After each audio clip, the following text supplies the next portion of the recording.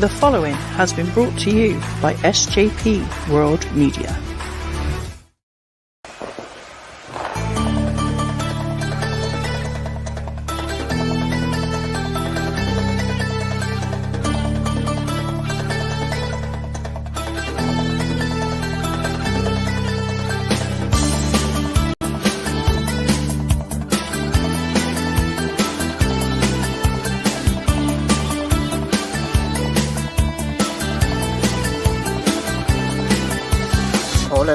Hall of Fame, no opinions are the same. Lovely chocolate in the bin for the polls, who will win?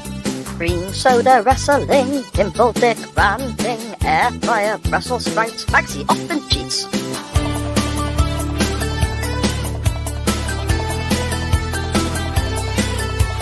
Hey yo, let's start the show. CWF are set to go. Many movies I won't know, such a fiasco.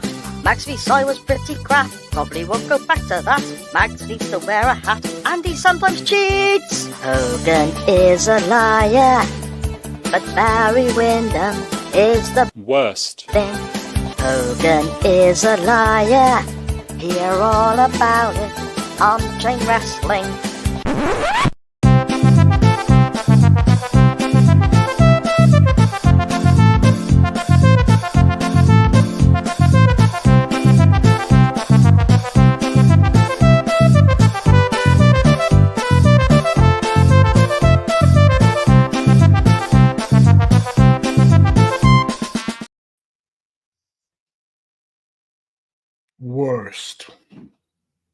Worst. Hey, yo. Good evening, all. How are we doing? Wonderful, wonderful Tuesday, Chain Wrestling Live. Maxie, I'm in a funny mood. I'm kind of cross about some stuff. Looking or like giddy? Well, I don't know. I'm cross about a few things, but I'm also in a bit of a silly mood as well. Like, for example, I just tried to share the show on Twitter because we've just gone live. So when the intro plays and all that, I'll try and share because we're live now on the X or the Twitter account for SJP World Media. And YouTube. And we're, of course, live on the YouTube. So I tried to share both those things on the Chain Wrestling account as well, because that's obviously where people would expect to find us. But we use the SJP World Media Twitter because other shows are live for the network too. And it just wouldn't fucking do it. Now it has, thankfully. So if everybody out there... Have you give your pennies to Elon Musk? Well, I think so. I don't know. I think it was more a case that I was doing something wrong. Probably. But, probably accurate. But yeah, it's quite frustrating, mate. Quite frustrating. So, everyone out there in the Twitter world or watching on YouTube, etc., please do us a favour. As we mentioned last week, share the show, share the live feeds that we have via Twitter and so on. Make sure you're chucking it all out there for us. The more people we get along to watch, the better it is for the network and the shows themselves. Oh my God, we've been on there fucking 90 seconds, Matt. Give us a chance to plug our shit first. Do you know what I mean? I got a message off him as well, literally just before we went live. For those in the audio version, by the way, for those listening on the podcast version, the first comment Magsy has brought up from the chat is Matt Lewis saying, cough, cough, the volley's on Sunday, cough, cough. So, all right, mate, give us a fucking second to catch our breath. We only just started. But I got a message off the same Mr. Lewis, Magsy, just before we went live, saying, feel free to plug such and such about Good Cop, Bad Cop this weekend as well. Fucking walking advert. Feel free for BBC to plug RTV programmes. Yeah, that's not happening. Anything Matt is involved in outside of SJP is dead to us. Well, to be fair, we're not advertising Good Cop, Bad Cop, even though Graham's on it and we love Graham. We're not advertising it. So, Matt, Good Cop, Bad Fuck Off. To be fair, there is going to be a form of SJP World Media and I think it's Good Cop, Bad Cop. They're doing crossover live on Sunday on the channel. Well, like WWE and TNA, where we get the best of yes. the scraps. Exactly. And I feel if you're having a crossover of SJP World Media and Good Cop, Bad Cop to talk football, so the volley is the show doing the crossover, naturally, I would take Matt Lewis as possibly being the Joe Hendry of the situation. Yeah. Or the Jordan Grace. More probably the Jordan Grace. Oh no, I went for Joe Hendry just because I know that Matt's got one of his unpopular opinions where he can't stand the bloke. So I thought that would rile him up a bit. Enough. And to be entirely honest, all the guys over at Visionaries Global Media are absolutely brilliant. They make some amazing content, and we love every single one of them dearly. Indeed. Well, we started on that. We started on Visionaries Global Media. And then we moved. We started bringing in the cash, and we moved on. Have we? I don't see none of that, mate. If we fucking do. Also, 5 minutes into the show, it's only 8:05. I think I've swore more in these 5 minutes than I do in the early parts of the show normally. Yeah, it's unusual. Stop that language. You normally at least do it 10 minutes before you say cunt. Great. Brilliant. I thought dropping a few F-bombs was bad enough, but yeah, away we go with that shit. Well done, Maxie. On today's show, we have something slightly different. You wonderful lot out there on Twitter voted in the poll from last week to decide what we'd watch this week, as you always do, and you selected the RVD and Dave Bautista and Ja Rule movie, Wrong Side of Town. What's wrong, Mags? I just really want to say the C word. Don't do it. No, please don't. So we're looking at. So occasionally we branch away from wrestling, don't we? Occasionally we've looked at episodes of Baywatch This is before. not branching away from wrestling. This is taking a wrong turning and finding yourself in the middle of absolutely nowhere. Yeah, pretty much. A wonderful cast: Dave Bautista, Rob Van Dam, Ja Rule, Stormy Daniels. And the guy who played his neighbour, who was one of the worst actors ever. When you look at the IMDb and the War Machine, they're in there. Yeah. You look at IMDb and that, pretty much the whole cast don't have a career after this movie. So they had a perfectly good career before this movie. This movie killed their careers. Yeah, so there's that to look forward to. Of course, we have your responses to our non-wrestling topic, looking at big surprises, big shocks in the world of entertainment after Mr. Cena shocked the fucking world at Elimination Chamber on the weekend. And I suppose, Magsy, there might be a couple of funny news stories and a few other bits and bobs to chuck in there, as well as your road stories to close out the evening when we're all settling down for bed, isn't there? I mean, what a fun-packed show we've got. Action-packed, mate. Action-packed. Rammed, some might say. Who aren't mutually exclusive, are they? You can be fun and action-packed. Well, you can. I mean, that film is neither. This film was not, but you can. None of them apply to the film. Ignore that bit is like the exception that proves the rule. The rest of the show will be fun. That it'll be like getting your teeth pulled. There you go. So on that note, Mr. Mags, good afternoon, good evening, good morning, wherever and whenever you may be listening or watching from. This is Chain Wrestling Live, an SJP World Media production, episode 169. I am Si, and with me as always is the Bobby to my Blobby. See, it works because I'm chunky and Rob Van Dam plays a guy called Bobby in the movie. Even though he's called Robert and Bobby is short for Robert, it's just... They call him Bobby, don't they? They do. Yeah, so it works. I know it works. It's that's one of your best links in a while. All right. Well, let me finish. And I've got another one coming up that concerns the movie. Are you ready? You had a bald head. You'd be that enforcer guy that was in the movie who rode motorbikes and was absolutely. Anyway, go on. The next one. The Ja Rule to my Ja Fool. That wasn't very good. A podcaster who would never venture to the wrong side of town. Lord Mags, how was your weekend, mate? You been okay? Do you know what? I've had a bloody good week. And it kind of links back to last week's episode. If you remember, I was a bit vexed, a little bit pissed off because I hadn't been able to plant my spring crops. But we've had about 3 or 4 glorious days of weather.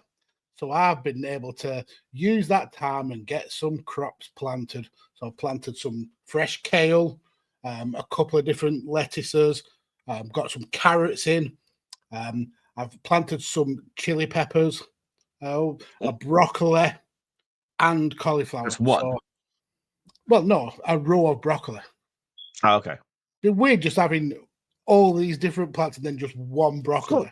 The way you worded it then was you planted some of these, and a broccoli. So Yeah, I thought, don't you like it as much as the others, or I didn't know what the plural of broccoli was. broccoli? I don't know. It could be broccolis.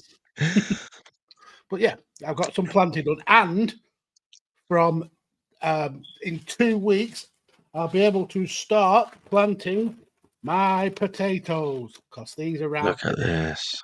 So I've got first crops, second crops, and main crops ready to plant. Lovely stuff, mate. Lovely stuff. It is just like the good life, isn't it? Yeah, I mean, what was he called? Richard Briers. Read that one. Yeah. I definitely look like him. Do you reckon? In there, wearing holy jumpers. What was the other one called? Penelope Keith. Was that it? Yeah, she was Margot. She was the posh lady who lived next door. Yeah. Well, I'm definitely not. I don't have a posh wife, so she can't be in it.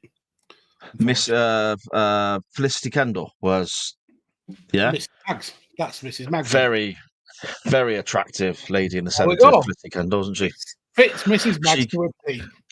She rounded out a lovely pair of jeans, didn't she? Let's be honest about that. Perving over people who were dead in the ground. She's not dead, Felicity Kendall. But she may as well. Is dead. But she may as well be. Maxie, that is her horrific thing to say. She must be 90 then. Do you reckon? You can look it up now, eh? Yeah, I am. Yeah. Richard Briers is dead. And the bloke who played the neighbour next door is dead, I think. I think he died quite young.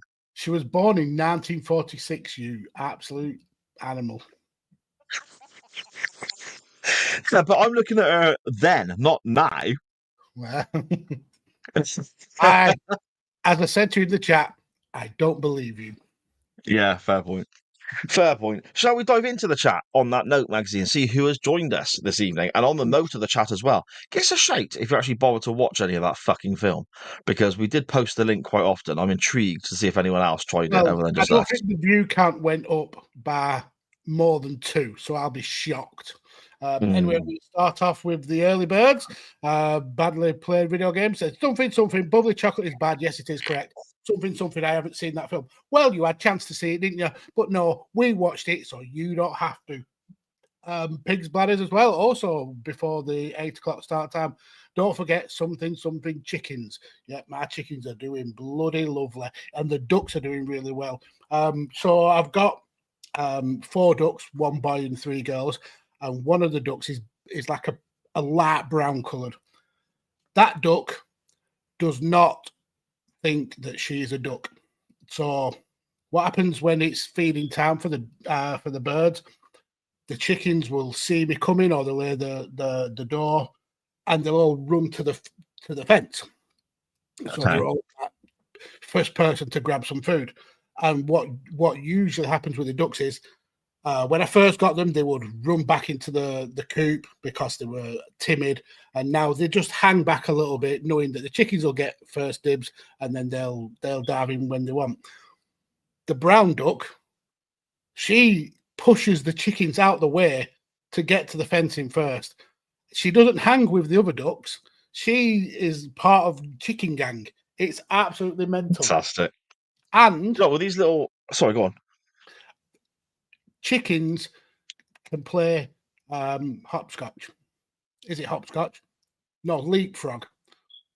Yeah, hopscotch would be a little bit more tricky because that involves throwing the stone and all that and counting. So. I meant leapfrog. So one of the chickens was eating some seeds, and another chicken jumped over that chicken to get in front to get to the seeds. It's absolutely brilliant. Fantastic. That's great. Amazing. Absolutely amazing. You learn something new every day. These little updates we're getting now is not just chicken news, is it? It's literally a farm. News. The references to the good life. I should knock you up a little intro, like the good life. Just have your name instead of like Richard Briers or something like that. I'll try and get that done. Anyway, back to the comments. King Pig Banners, hello, sir. And, thank you for some amazing artwork. Oh, yes. Making me and Sa as RVD and Batista amazing. Little bit kind of token racist with who can be your rule? Booker T. Eek. But brilliant artwork. We leave that alone. Absolutely. Badly Played Video Game says, evening King Banners, and we get a little bit of a love fest between them. First lady of the SJP World Media Network, Sharon, says it's Tuesday night. You know what that means. Matt Lewis, always the professional and always the ardent supporter, says watching two places to boost the algorithm, plus drinking cheap cream soda to keep the boss happy. I mean, there you go. There's pitching in, and then there's arse licking in there. I haven't got that tonight. I've got I've not tried this before. This is a pink monster. This is like strawberry cream flavor or something. Yeah. So it's very sweet. Fucking hell, is it ever? While Sar recovers from that, Connor, hello, sir. How are you? He says, this is a fucking tongue twister. Today's Tuesday. Happy Columbus Crew CONCACAF Champions League match day. All one sentence. Obviously, just you have to just take a deep breath and say that. But happy Columbus Crew almost getting to the final of whatever tournament they're in. Doesn't it not matter though? Yeah, not really. I mean, it's Columbus Crew. It's MLS where what I mean is go to die. The whole season they play a league season, but that doesn't matter because nobody can get relegated, and everybody goes into the cup anyway. In the cup, yeah, it's fucking ridiculous. So yeah, it's just to take that out of fans' pockets. It's just a fuck ton of friendlies, isn't it? Yeah, it is. I mean, it's where good players go to die, don't they? Mm. Yeah, you don't see the world elite rocking up in Columbus for in like the 20s, do you? It's always like late 30s. Yeah. Juicy Bear Gaming, how are you? Says that doesn't work for me, brother. We have got rid of that Hulk Hogan bullshit. I mean, once he started being racist, he was teetering, but then he started supporting Trump, and that's it. He's had to go. It's still in the intro, though. I noticed that today. He's still a bit in the intro. I do have a video editor, but he's very lazy. He just don't get around to doing stuff like this. I think it's because he spent all his time shaving his head and starring in wrong side of town. Okay, when you said I have got a video editor, my first thought was, who's that? So why? Yeah, my first thought was, so why am I always fucking doing it? And then I was, oh no, hang on, you mean me? Pigs Banners agrees with me that's a bloody tongue twister. He says that's a mouthful. That's what he said. We were misses. A bit of innuendo there. We've already plugged it once, so we might as well plug it again. Cough, cough. The volley is on Sunday.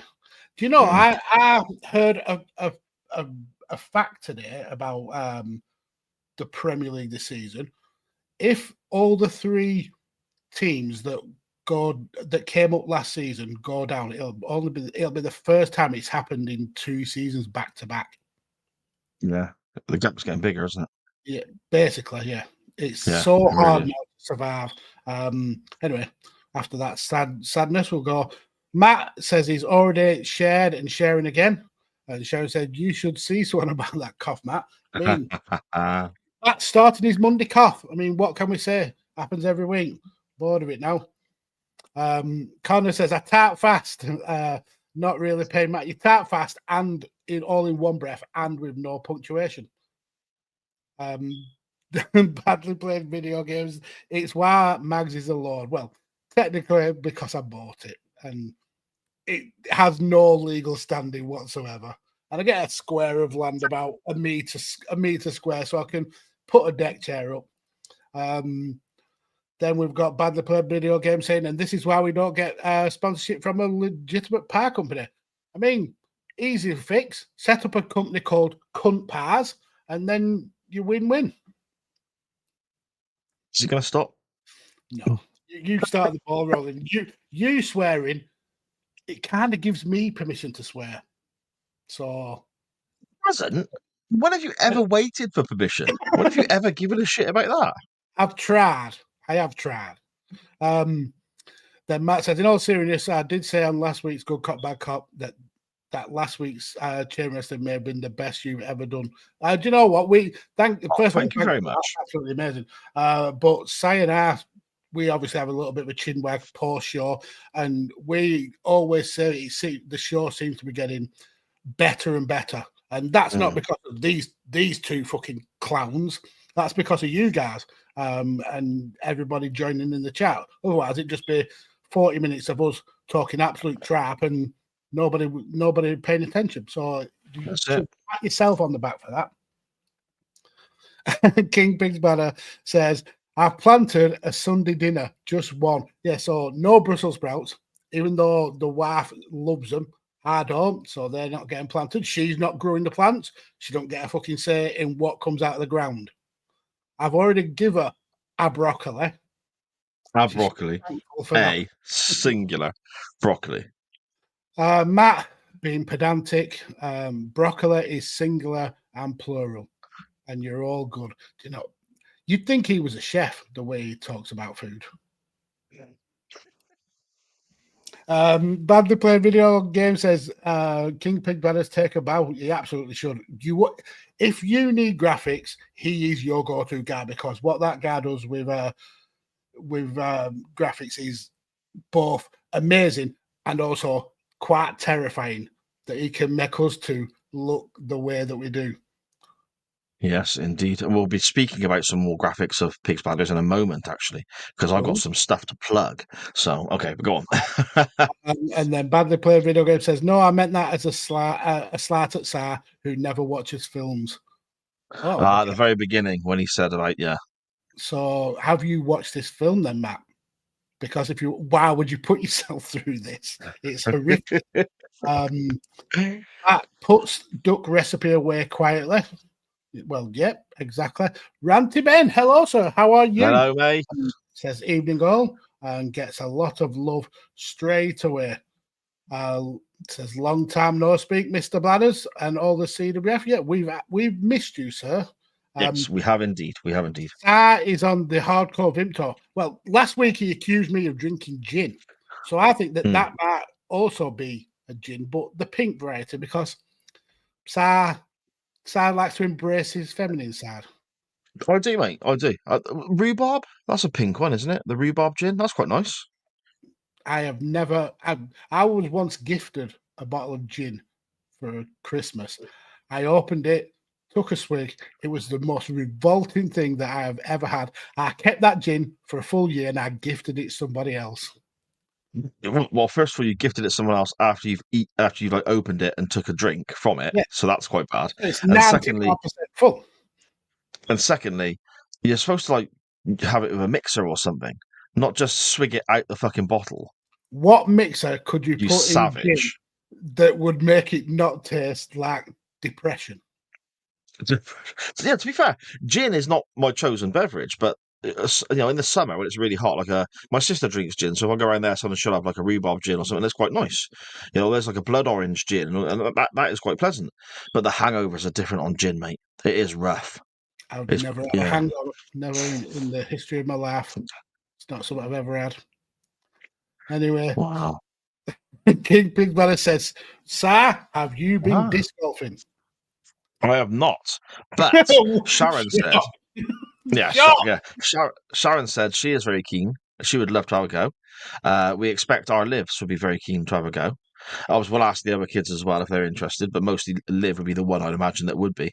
And our good buddy Chris Goodwin from the old NXT podcast I used to do, the former pro wrestler for many companies down this part of the world. He messaged me and said, just watch the show. If you're going disc golfing, count me in. I'd love a chance. So we're going to have a little expedition, mate. A gang of us go. If Liv goes, she's winning the whole game. Yeah, 100%. She's going to throw in one, whatever they call it, straight away. I just couldn't get beat by Sharon. That's the one. Losing to Liv, no problem there. I just can't get lost by Sharon. Sharon up just as she's like taking a throw. Yeah. Sticking bits of blue tack on the one side of the frisbee so it weighs it off. Kingsley's Banner says you could practice in the kitchen throwing plates in the bin. I did recommend that. If you want to do disc golf on the cheap, buy a bin, £2 frisbee, throw it in, put the lid on, and never think about disc golf ever again. But I'm curious now, mate. I've got to have a go.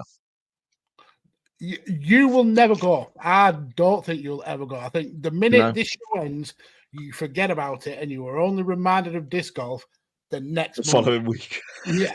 Yeah, pretty much. And then Matt saying he loves a gin, rhubarb flavour gin. Grim. Yeah. Grim. Goodness me, gin on chain wrestling. There'll be caviar and vol au vents next week. Oh, I fucking love a vol au vent, me. I love a vol au vent.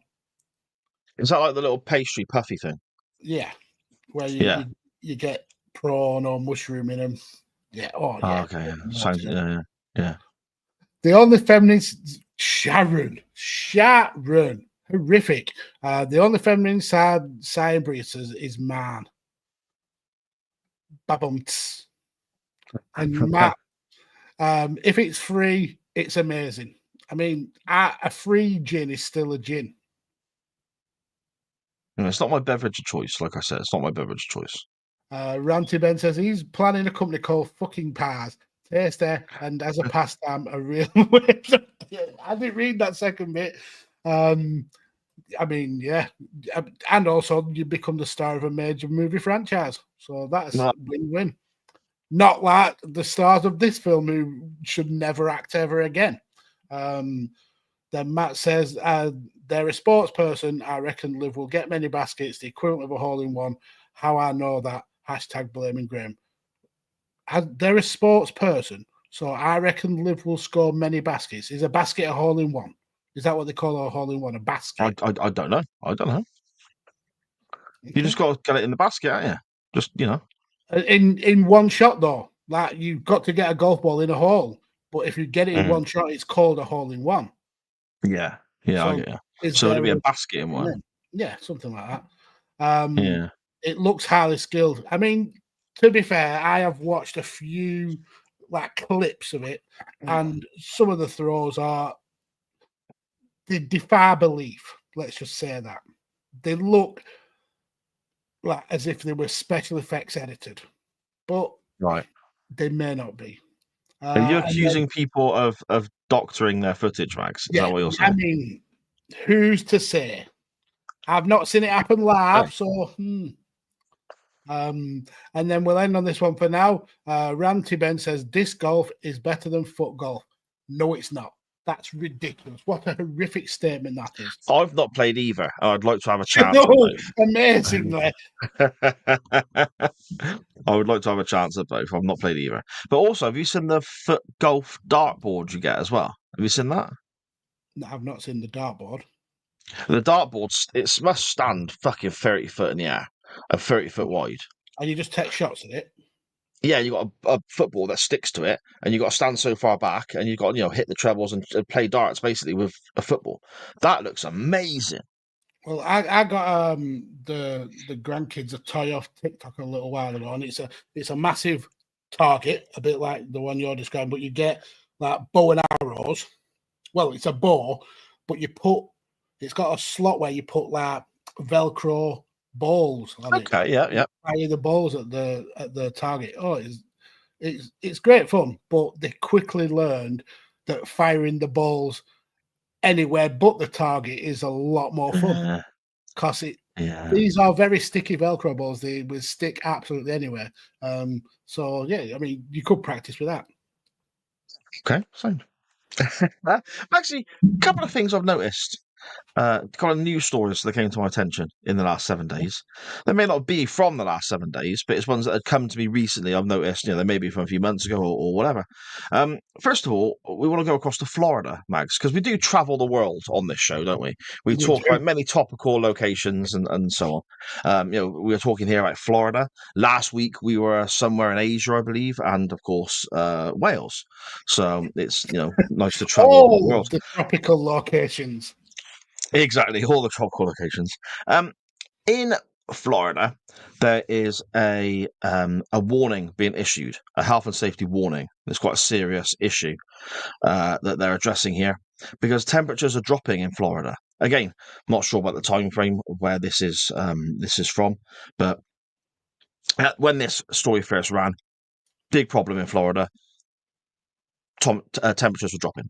Okay, they were down to below 40 degrees, which they're talking Fahrenheit. Obviously, I don't know what that translates to in real money, but where temperature was invented in this country, so I don't see why they can't just use what we tell them. Was it invented in this country? Well, yes. I mean, wasn't temperature always a thing, but someone came up with a way to quantify it? No, we just invented it all. Temperature didn't start when someone said, let's call this Celsius. And anyway, this is no. What I mean is going right the way back, even before Celsius and Fahrenheit, temperature was invented in this country. One day, a bloke just said, it's quite warm today. Boom, we were off for a runner. It all started here, mate. That's how it Same as everything. We invent everything. And then other people just sort of twist it to make it their own. And every sport we invented. We're that humble as a nation. We just let everyone else be better than us. That's true. Yeah. So apparently it's dropping below 40 degrees Fahrenheit. And this news report reads, there is a potential rise in falling iguanas. The cold-blooded creatures commonly live in treetops in the Sunshine State, but tend to pass out when temperatures drop. As a result, people are being warned that hibernating lizards lose their grip on branches and fall to the ground, or worse, on unfortunate passers-by. Now, I'm thinking that could be quite funny. You're walking down the street, it's not the warmest day in Florida, and all of a sudden, plop, lizard drop. Yeah. Plop, lizard drops down by your feet. Oh, shit. Is that lizard all right? Might be a bit of a gig. I've seen it for. They're quite big. Well, this is the next line I read, magazine. I thought all of a sudden it's not as humorous anymore. The report reads, and this comes from the police department as well. Is that serious a warning?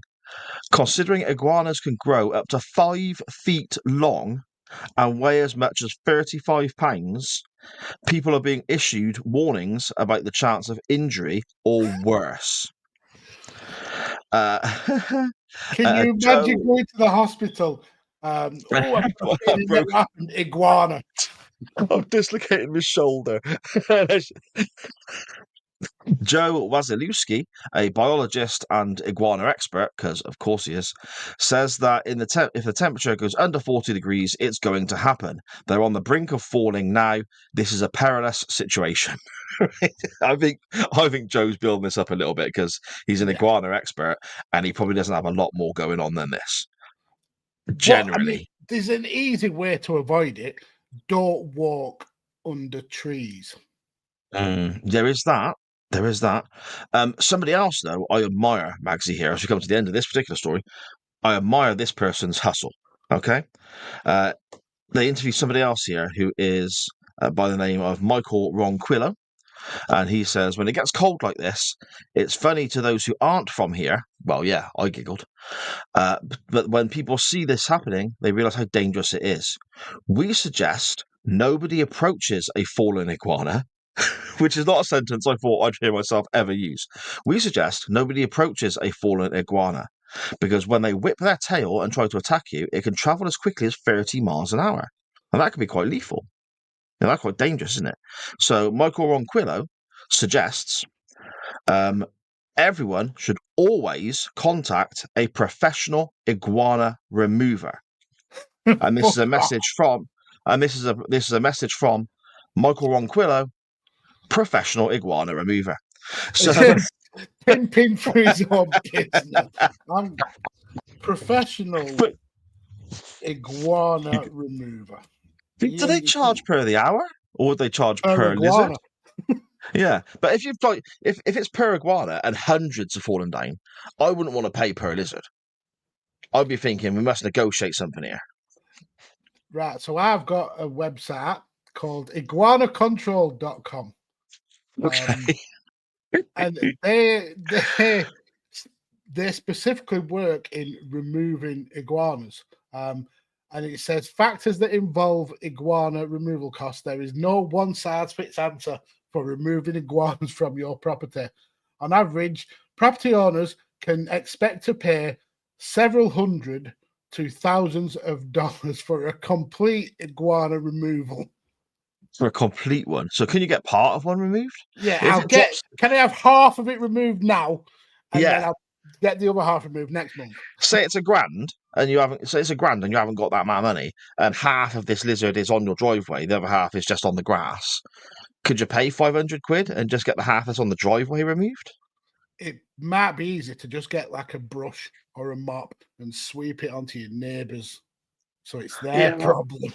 And be like, "Hey pal, you want to You get might want to somebody get out rid to of sort that. that lizard out?" Yeah, Here's a card. yeah. I know a guy.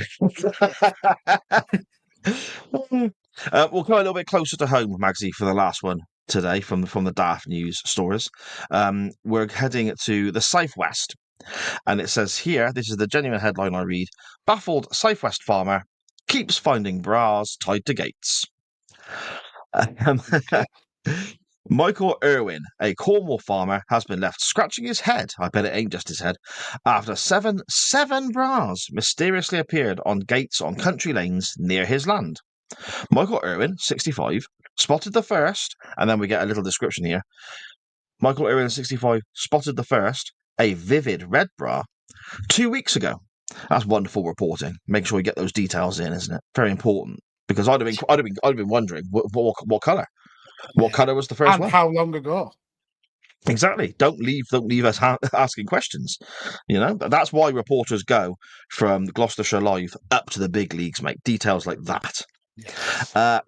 It was tied to a gate on a rural road that he travels on frequently. Michael, who owns the farm between Lerrin and Lostwithiel, then spotted other bras appearing in nearby locations in the days and weeks that followed. He said, "I was driving along the road and spotted the bright red bra attached to the gate. When I saw the first one, I thought it was strange, but didn't think more about it. Bollocks in it. Maybe That bra went straight in his pocket and for a good sniffing when he got home. good sniffing." He said, "But I did think maybe it just blew out of a window or something." Yes, of course, and I tied got itself. tied to a gate. Yes. Well done, Michael.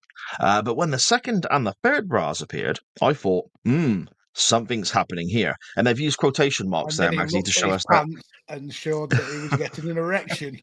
Well, they've used quotation marks there to show that is exactly what he said. That was a Something quote, is happening here. verbatim quote. Then 2 weeks later, I was on the same road, and it was still there. But there was another one attached to the fence 100 yards away.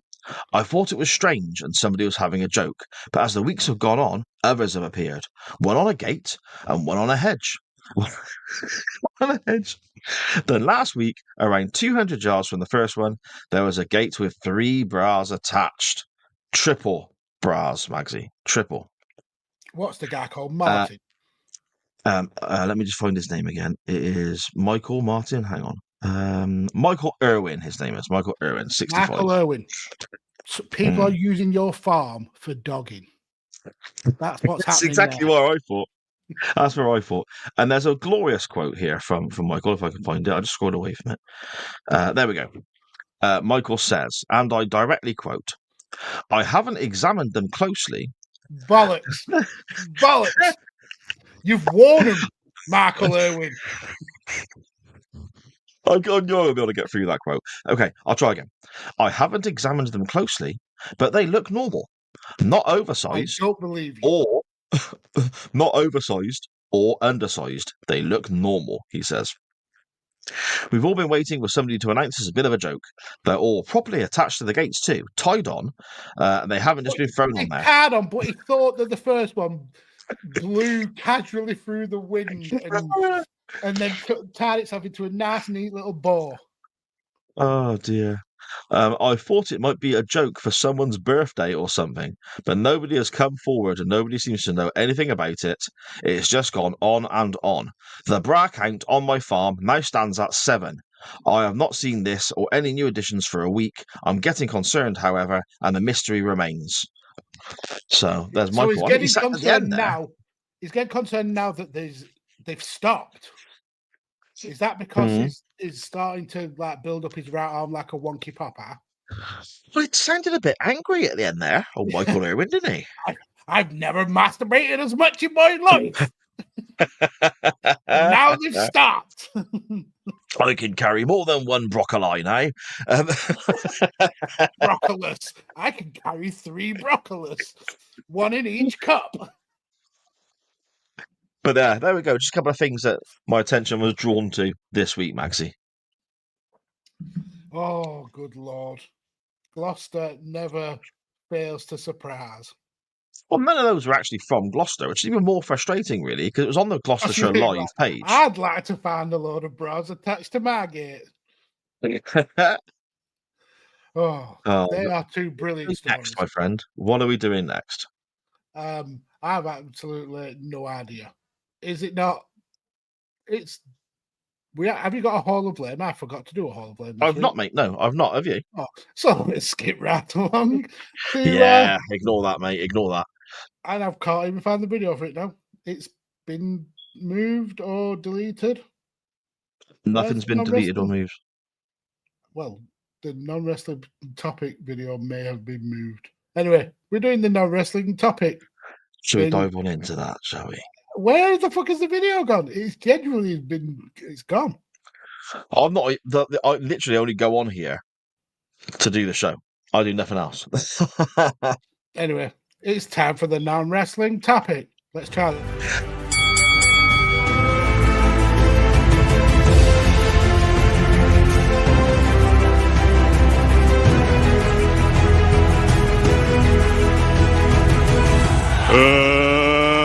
Let's get ready to rumble! Non-wrestling topic time.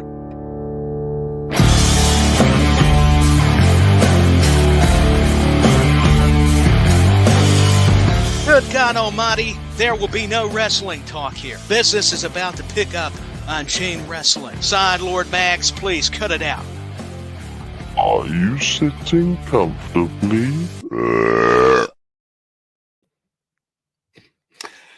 I know that people say masturbating will make you go bland. I didn't realise talking about masturbating would also make you go bland, and I couldn't find that video.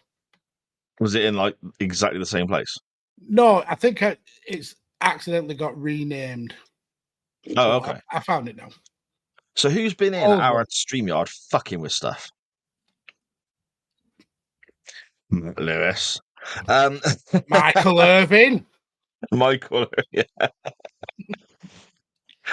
Our non-wrestling topic this week was inspired by Mr. John Cena and his glorious, wonderful heel turn. Everyone's talking about it. Everyone's covering it. I don't think we need to dive into it, Mags, really, do we? Too much? Yeah, I mean, because everyone else is doing that. Yeah, but there has been a question floating around about this heel turn. Is it the best heel turn of all time? What say you, sir? I think it's too early to say.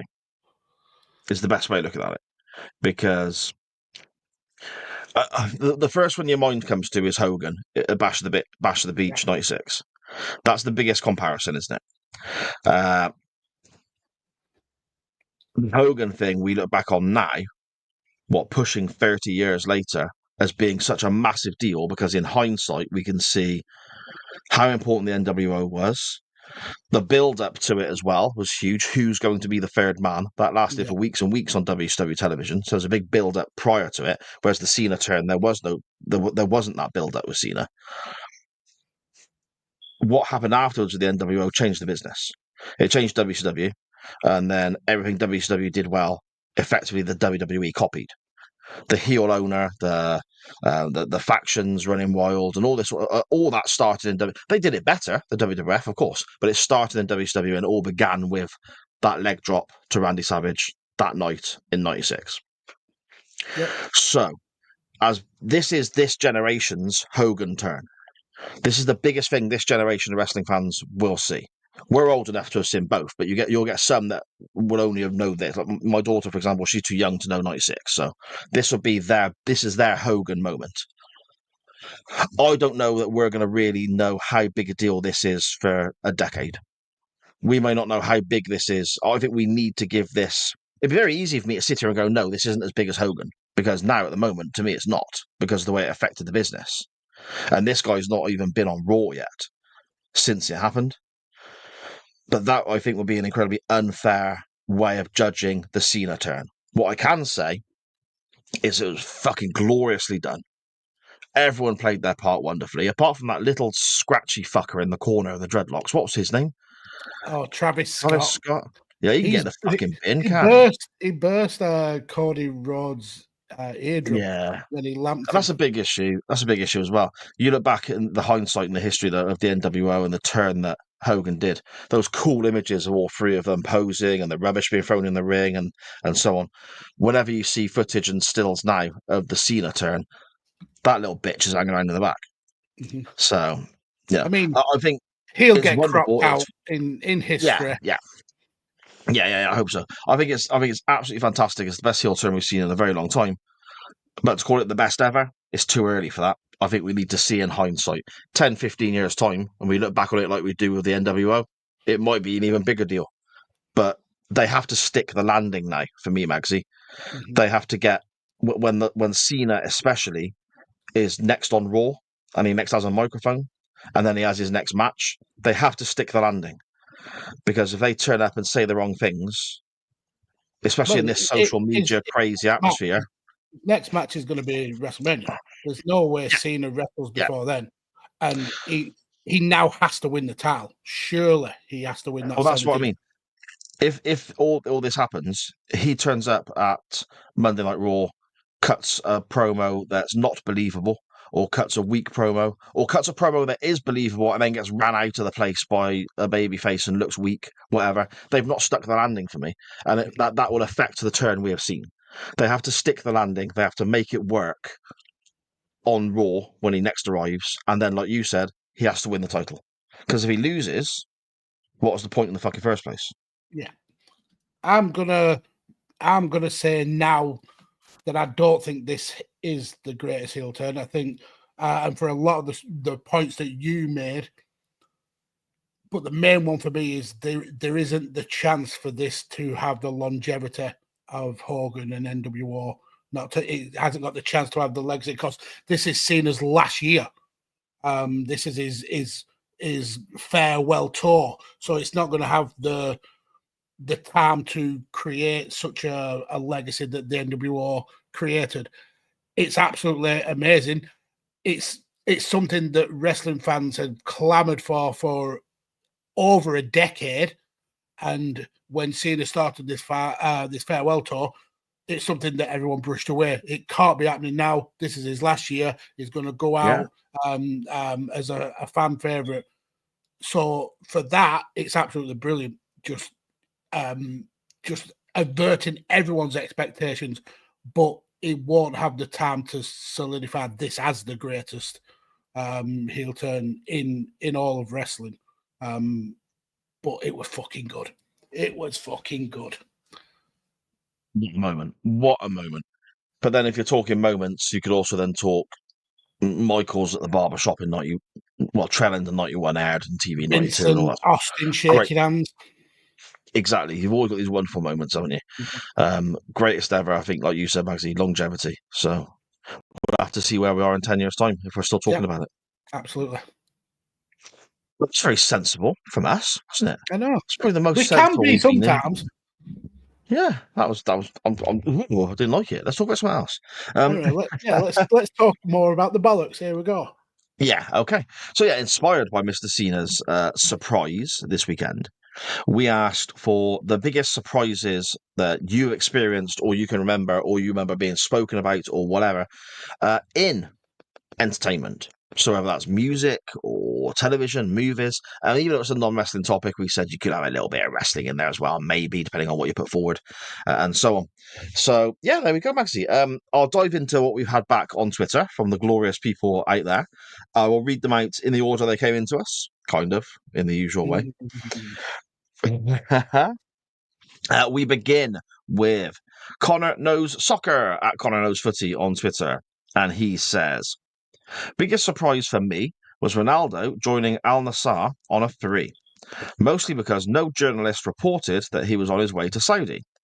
Usually these things are reported well in advance, but all that was reported was his ugly exit from United, which dominated the news at the time. I mean, Surprised by that, Max? I don't know if I was surprised at the time because he was coming to the end of his elite level career, and the Saudi league had just started up, and they were throwing huge money at everybody who was remotely available. So, no, I don't think I was particularly surprised that he went. We knew. My timeline might be getting foggy, and I apologise to Connor, yourself, and everyone listening if that's the case. But as a United fan, I kind of felt it was common knowledge that when he left the club, that was his next move. Yeah. I mean, it was the Saudi league was pretty much the same as the Chinese Super League a few years earlier. So and the Russian league as well, isn't it? Yeah.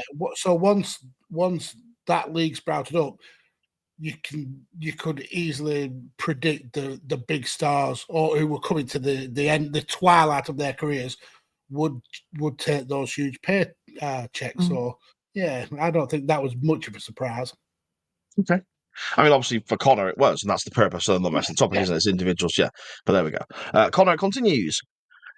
I should also state very quickly now, Magsy, for the sake of everyone listening, spoiler alert. This is going to cover everything we talk about from now until the end of the non-wrestling topic, because we're literally talking surprises in TV shows and video games and whatever. So if you're like me and my wife and we have not watched anywhere near as many box sets or television as other people, spoiler alert, we don't want to wreck stuff for you. So there we go. You have been warned. It's not my fault now. Connor continues. The biggest video game surprise was in Red Dead Redemption 2. And it turns out the bad guy was Duck because you spend all game with him.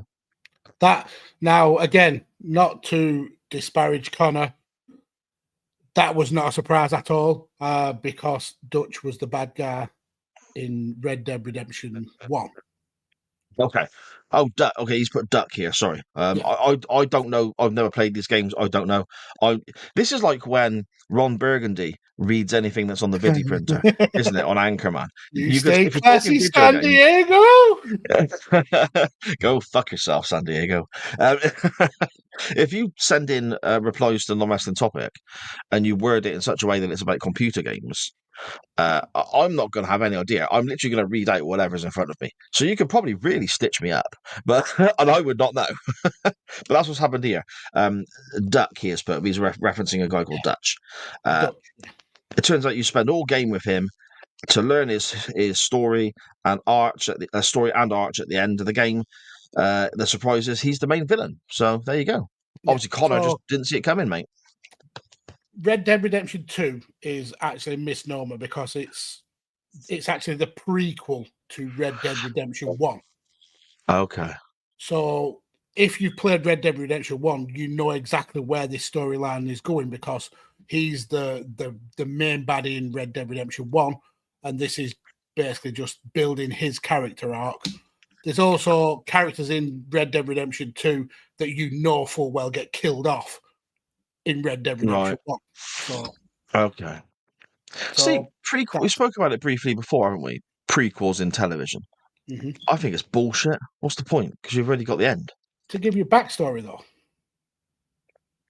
I mean, there's a comment later on about Better Call Saul, which is essentially the prequel to Breaking Bad. And in some ways it's better than Breaking Bad. Okay. We'll get to that shortly then. Up next is Stevo at Elite FPL _Stevo. He says, and again, spoiler alert, people. He says, I'll start with Viv Martella being killed off in the bill. Just completely out of the blue, but was brilliantly done. I don't know who that person is. Nope. I mean, but it sounds like it was brilliantly done because if Steve said it's brilliantly done, I absolutely trust him implicitly. And me. Same same with the computer game comments. Could be completely stitching me up there. I've got nothing to go, but I trust you. I'm not. I'm telling the truth. Yeah. Okay. Same with Kathy Marshall. Yeah, Steve-O really? continues. Are you? Okay. I'm same with Kathy Marshall. Just completely out of the blue. These were two main characters that looked like they'd be in the show for a while. Yeah. Okay. Fair enough. I I'm think it's personally, good when a show kills off a main character or a film kills yeah, off a main character, because it gives you the sense that you can't predict what's going to happen. yeah. Yeah, me and Sharon, well, I'll get to it now quickly since we're on the topic. That's what me and Sharon loved about The Walking Dead. Now we actually watched I it think and you finished mentioned it. that before. Yeah. Yeah, anyone could die, and it was just like you never knew what was coming next, and that was great for us. But yeah, Steve continues. I'm personally avoiding spoilers, but if you two reveal it, it's on you. Okay. The ending of Saw and Shutter Island. Oh, the end. Oh no, that's not one film, is it? The ending of No, Saw that's two separate films. and and Shutter Island are just magical. I've seen Saw, the first one. That's Can't remember where the ending though. that's where the main baddie is actually in the room with him, and he's alive. Oh yes, yeah. He's chained to the wall, now, isn't he? No. He's the dead body in the middle of the room. Okay, yeah. And the lass from Becca's in that as well, isn't she? What the hell is Becca's? Becca. It's the other bloke from Cheers. What's his name? Ted Danson. Ted Danson. Yeah. He did a show called Becca where he was a doctor for about 4 or 5 seasons. And one of his receptionists was the girl from Saw. Oh, Amanda, I'm assuming. I don't know. She's quite pretty, that one. Okay. Yeah, it's probably Amanda. I think that's the only girl in this episode of Saw. Shutter Island, yeah, it's an absolute brilliant film. It's Leonardo DiCaprio, and he's actually really the murderer. Brilliant. Yeah, and everything that's happening on the island is a way to stop him from having to be lobotomized. Okay. I mean, obviously, I'll forget that if I ever go to watch it, so I'm okay. But again, spoiler alert, people. We've warned. How many times do you have to warn? Yeah, this is true. Steve continues. Literally, what the fuck moments that will have you scratching your head and going back to rewatch the film. I do need to rewatch Saw and like watch the later ones as well, because Sharon said that some of the later ones are really good. So I think there's been 10 mainline films. 10? And then now there's Spiral, which is like kind of like an offshoot of Saw. So I think there's 11 or maybe 12 films. So they all like link together as well then? Yeah.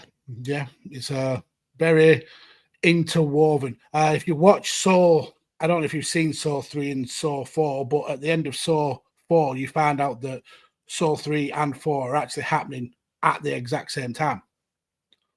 Right. I've seen the first one, I've seen the second one, and then I might have seen the third one. After that, it kind of goes away a bit, you know? Well, all the characters die in one and then they turn up in another one. Yeah, it's all interweaving. The doctor who cut his own leg off in the first one ends up being thinking like returning Saw 9 or something like that. Oh yeah. Well, I mean, 10 films, and they must be each like 2 hours long. That's 20 hours of content. And Jigsaw has been the character Jigsaw has been dead since Saw 3, I think, but yet he's still in all of the Saws. So yeah, there's that. Okay. I need to rewatch this. Well, and watch the others, I suppose. I just need to set aside a fucking week by the sound of it. Away from like there's a website and I can't remember the name of it. But if you search Saw timeline, it tells you exactly which films to watch if you want to watch the timeline in order, rather than watching like all the films in number order, or you can watch it in like what actually happens first in the whole timeline of Saw. Okay. That just sounds quite confusing, to be fair. It would be. Quick, Sharon, put Saw 2 in. Yeah. You've only just watched Saw 8. Steve-O continues. I'm not ashamed to admit I cried with happiness when Daenerys turns face Daenerys. and saves Jon's Daenerys. Daenerys. Daenerys. Daenerys, okay. The mother of dragons. Okay.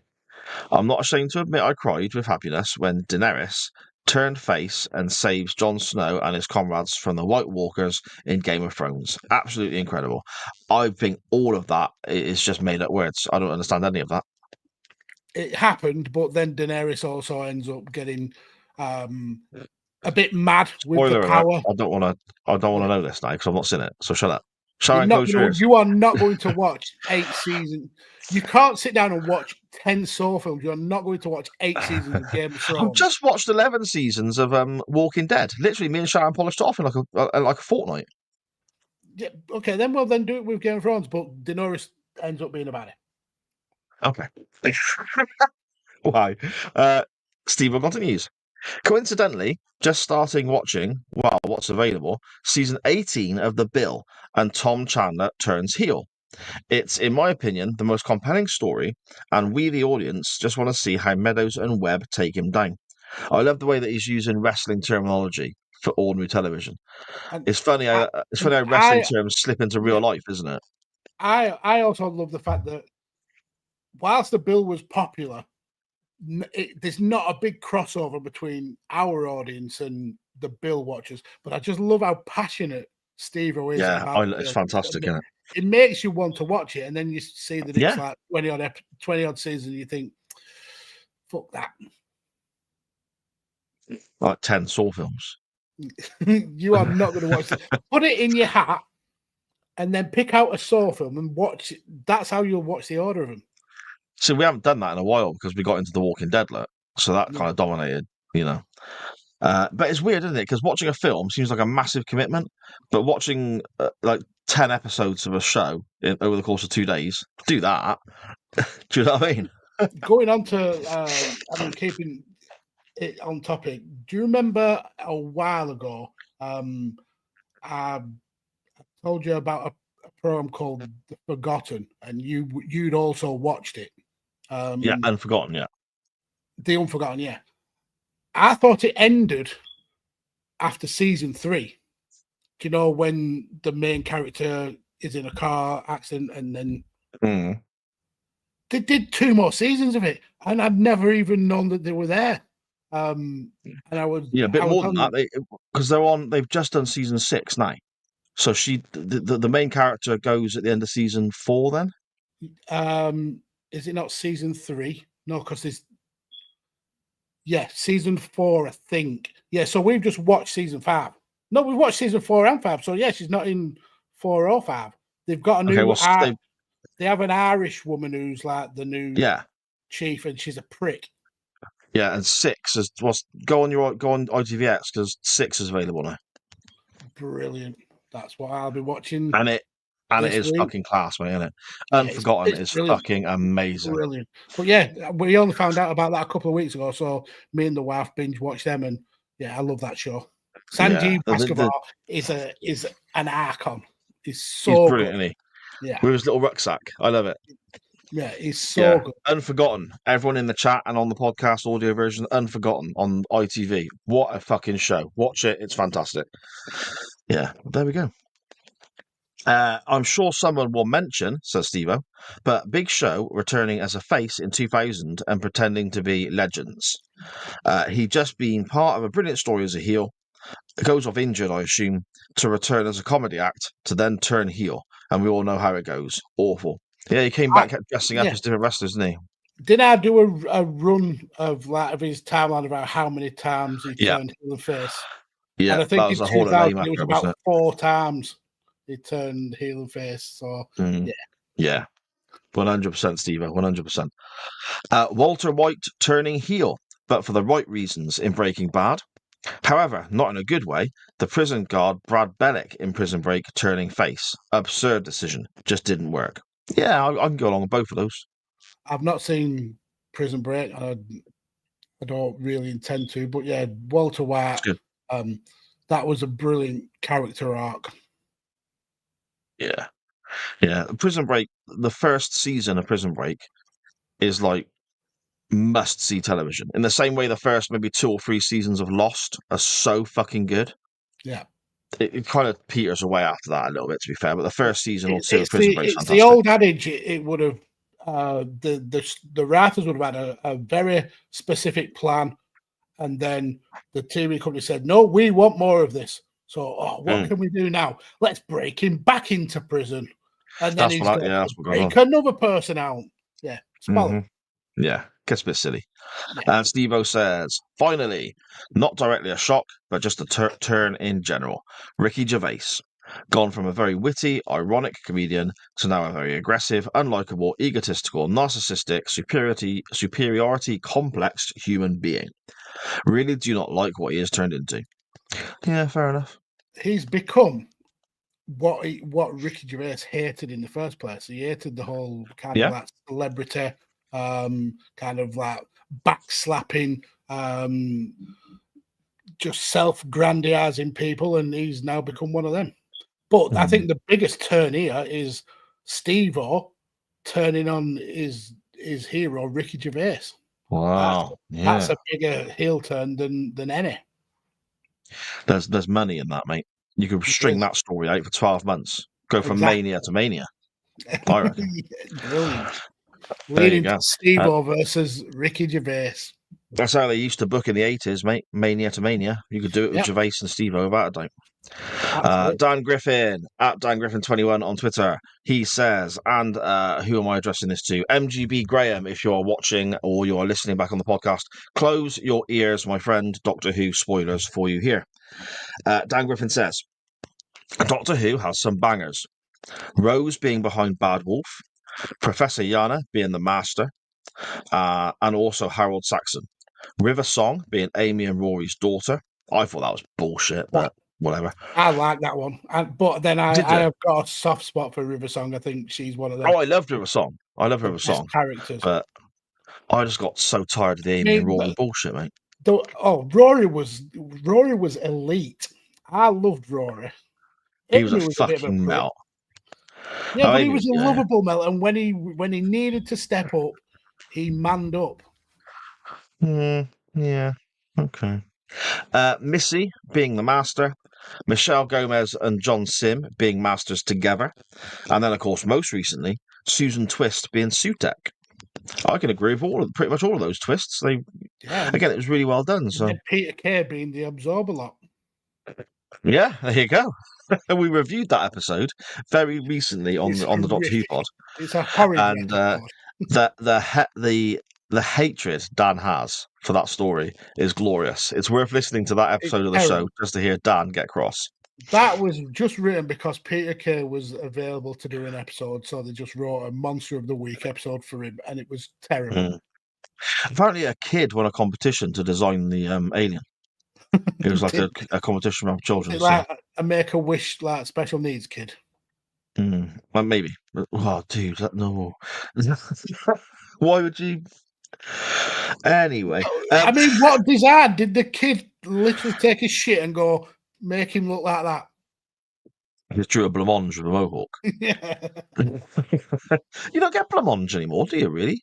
Still see jelly, mate, but you don't see many blancmange. No, I haven't had a blancmange in decades. No. No. And what is the plural for blancmange? Is it blancmanges? Or blancmange? Blancmange? Or is it like broccoli, where broccoli is one and a plural?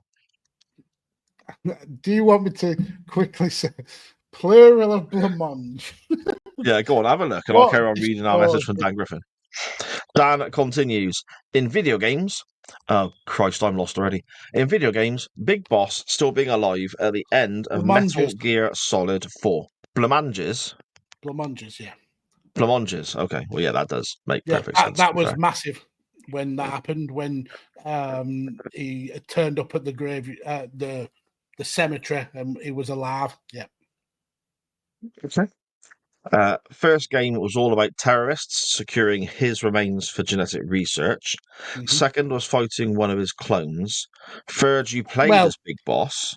Fighting essentially your twin brother. Okay. And then one game of number many 4, twins. Yeah. game number 4, bam, still alive. Yeah. And then they did the Phantom Pain, which just takes a massive shit all over the history of it. But ironically, it's the best of the games to play. Okay. Benny Mac at Benny Mac on Twitter. He says the reveal that Dave coaches was Gwen's lover in Gavin and Stacey. That was a moment. Reveal. That was a moment. My word. Me and Shah were like, just whoa. I mean, when Gwen was like disappearing and having like a sneaky rendezvous, it was always going to be a recurring character. So I mean, technically, it had to be Dave Coaches, but it was just brilliant because Dave Coaches was a great character, even though he knew the secret between Bryn and his nephew. And have you seen it was in the I saw it online today, I think. The woman who owns Gwen's house in real life. So just this little tiny mid-terrace place, isn't it? Yeah. The BBC paid for her like white leather sofa and that chandelier because they wanted certain things in the house. And then she was getting people turning up at the door just to like, can I have a look at your house, please? Like big fans of the show. To the point where her house insurance was being affected because there was that many people visiting on a regular basis. So she had to change her house insurance, and when that happened, she was told, "Why don't you make a business out of this?" And now she's earning like 30 grand a month. I think I read. Visiting.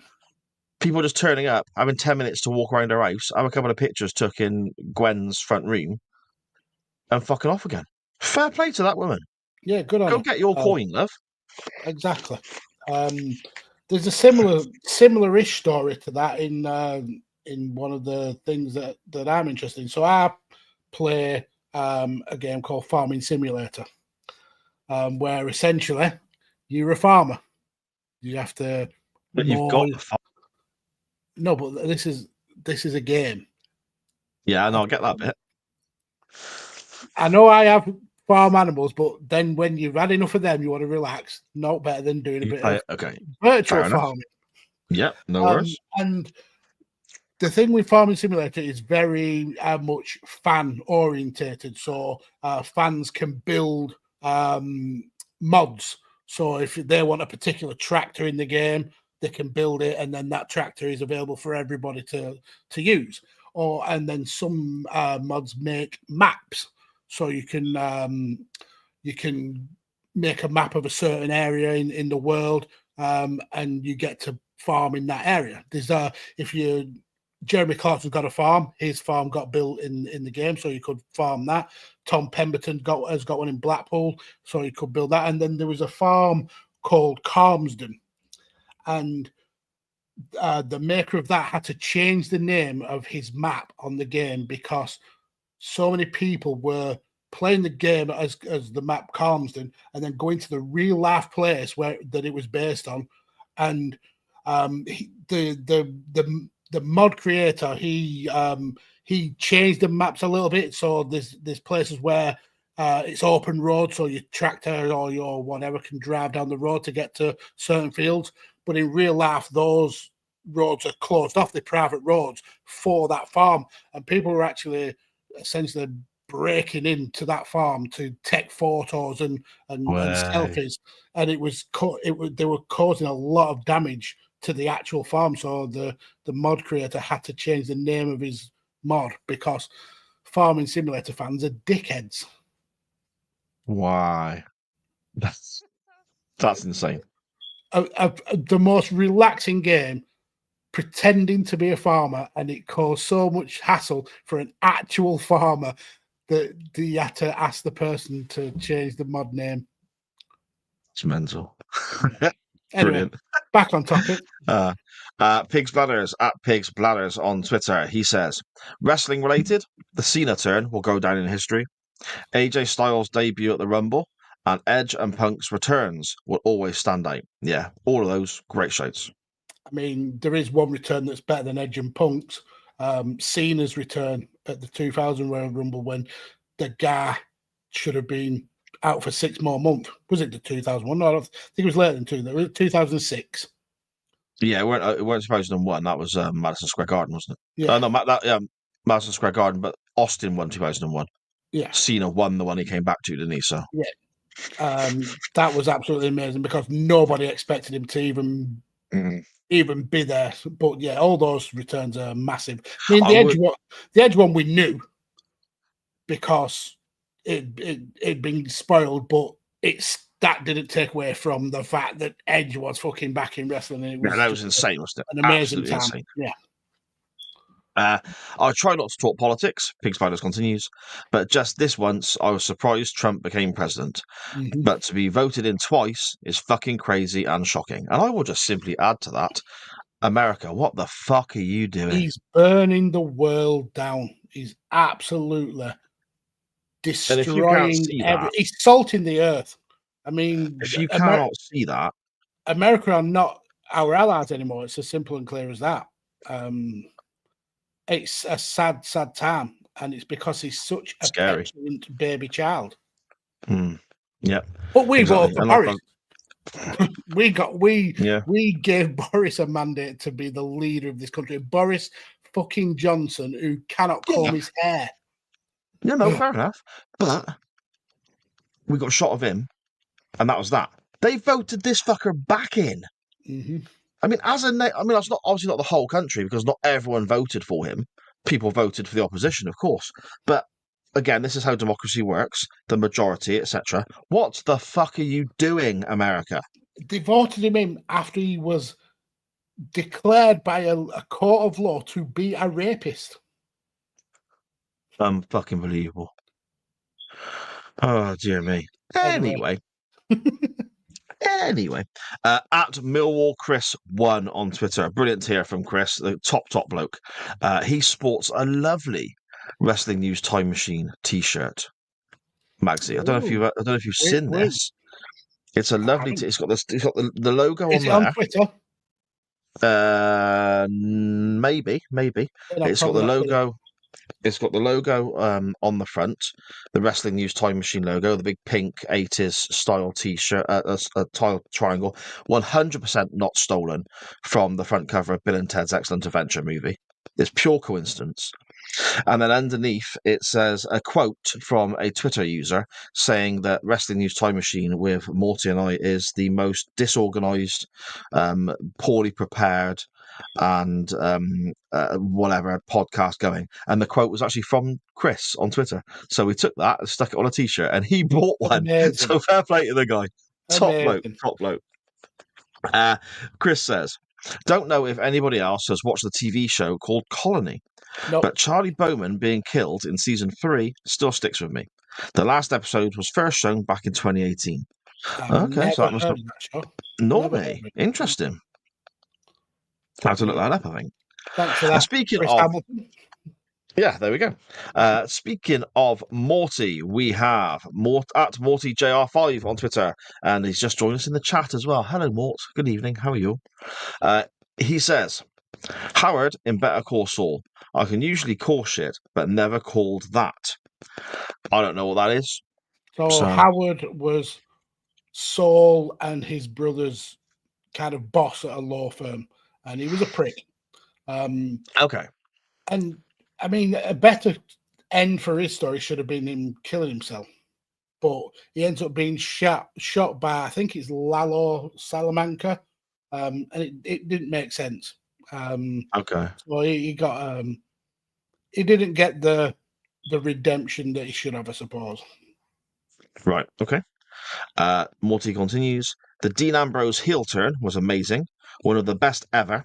And although the follow-up was awful, and I think Mox is now one of the worst wrestlers I've seen in a high-profile spot, the turn was shocking.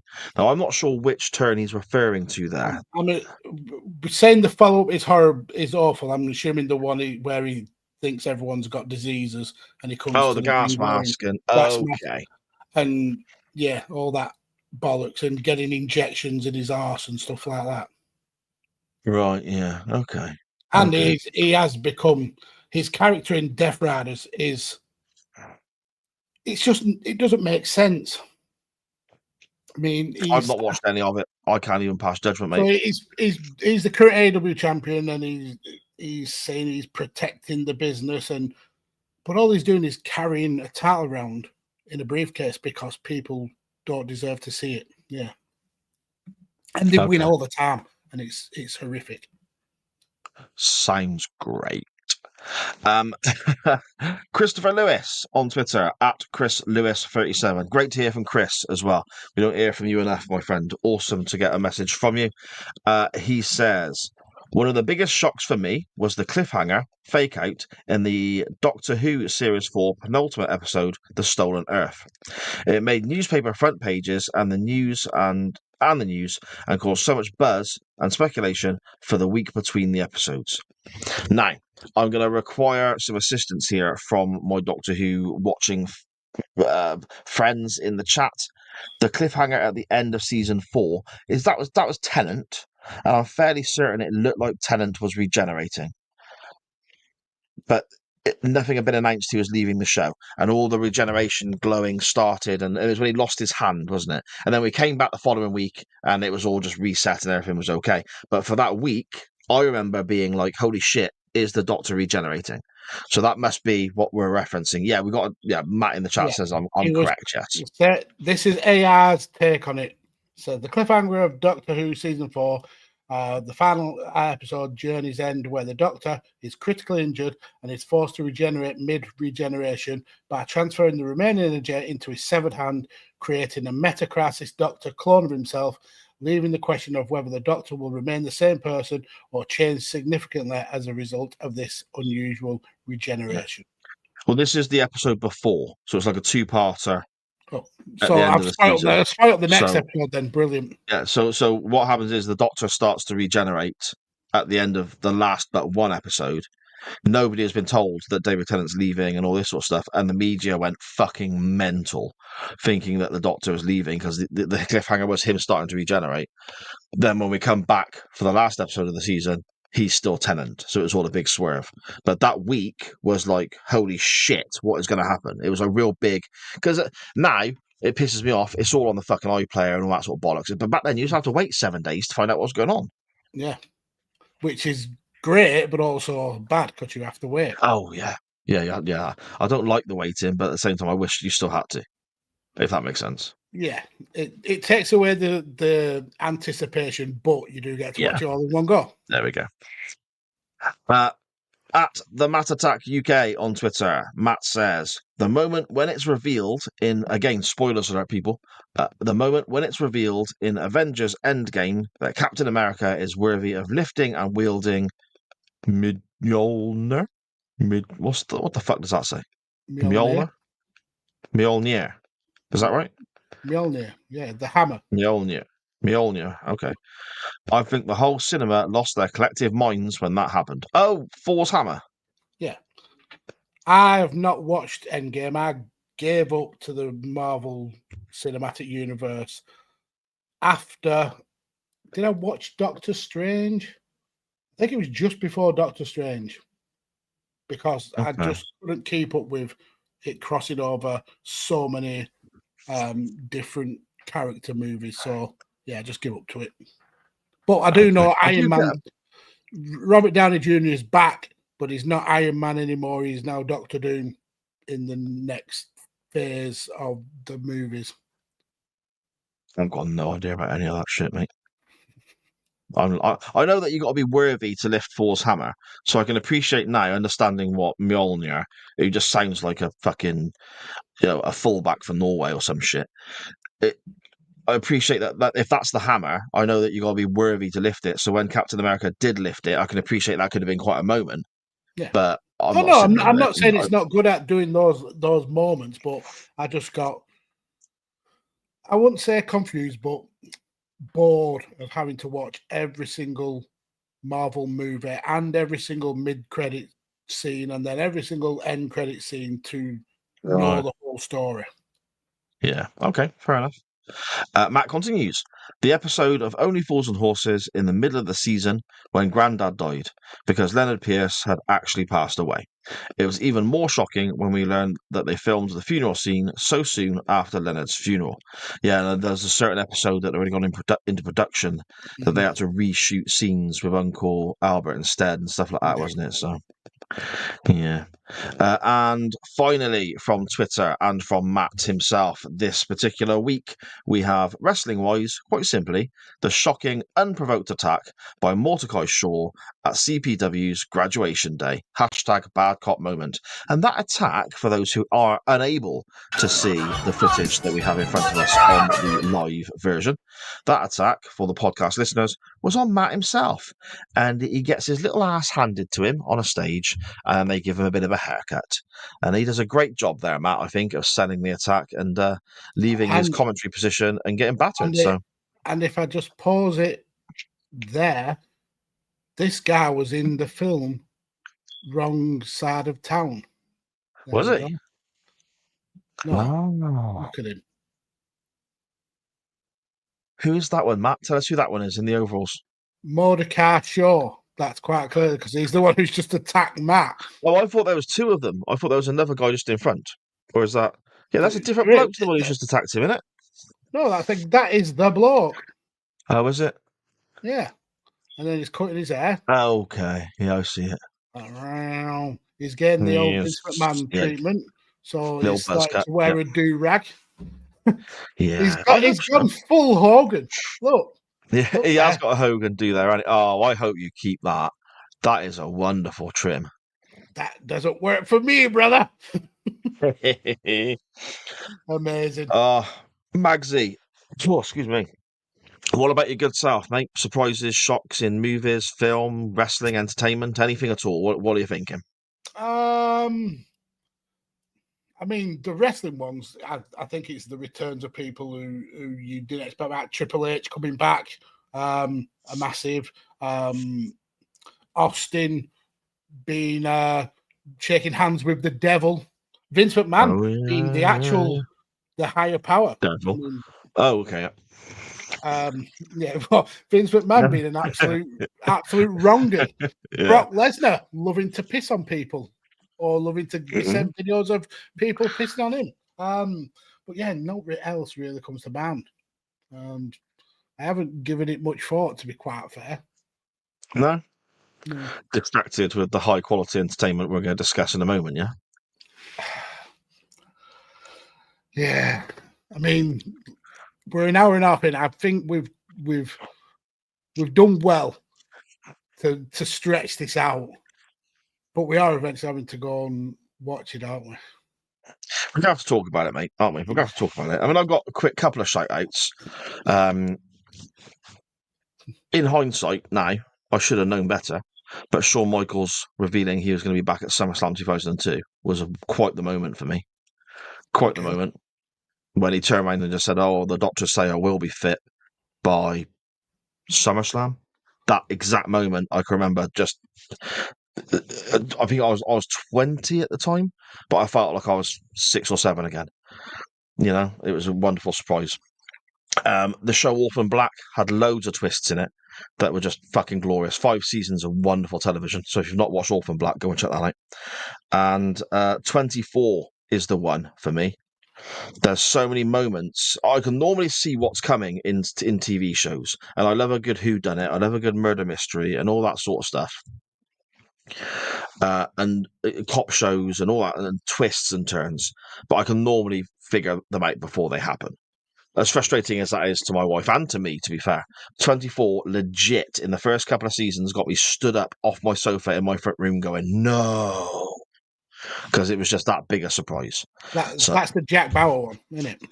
Yes, that's it. Absolutely wonderful television. Absolutely wonderful. There is Oasis reforming and then rinsing everyone for all the money for tickets. Guns N' Roses, the original Guns N' Roses game. I thought that was never going to happen. Yeah. So, but I thought that was never going to happen. That just come to mind just then. Yeah, there we go. So Max, shall we? We better scan quickly through the chat, haven't we? Because we've had a lot. Well, But we not better quick, scan we'll very, very slowly. We'll scan through it. because you don't want to talk about the film. Okay, fair enough.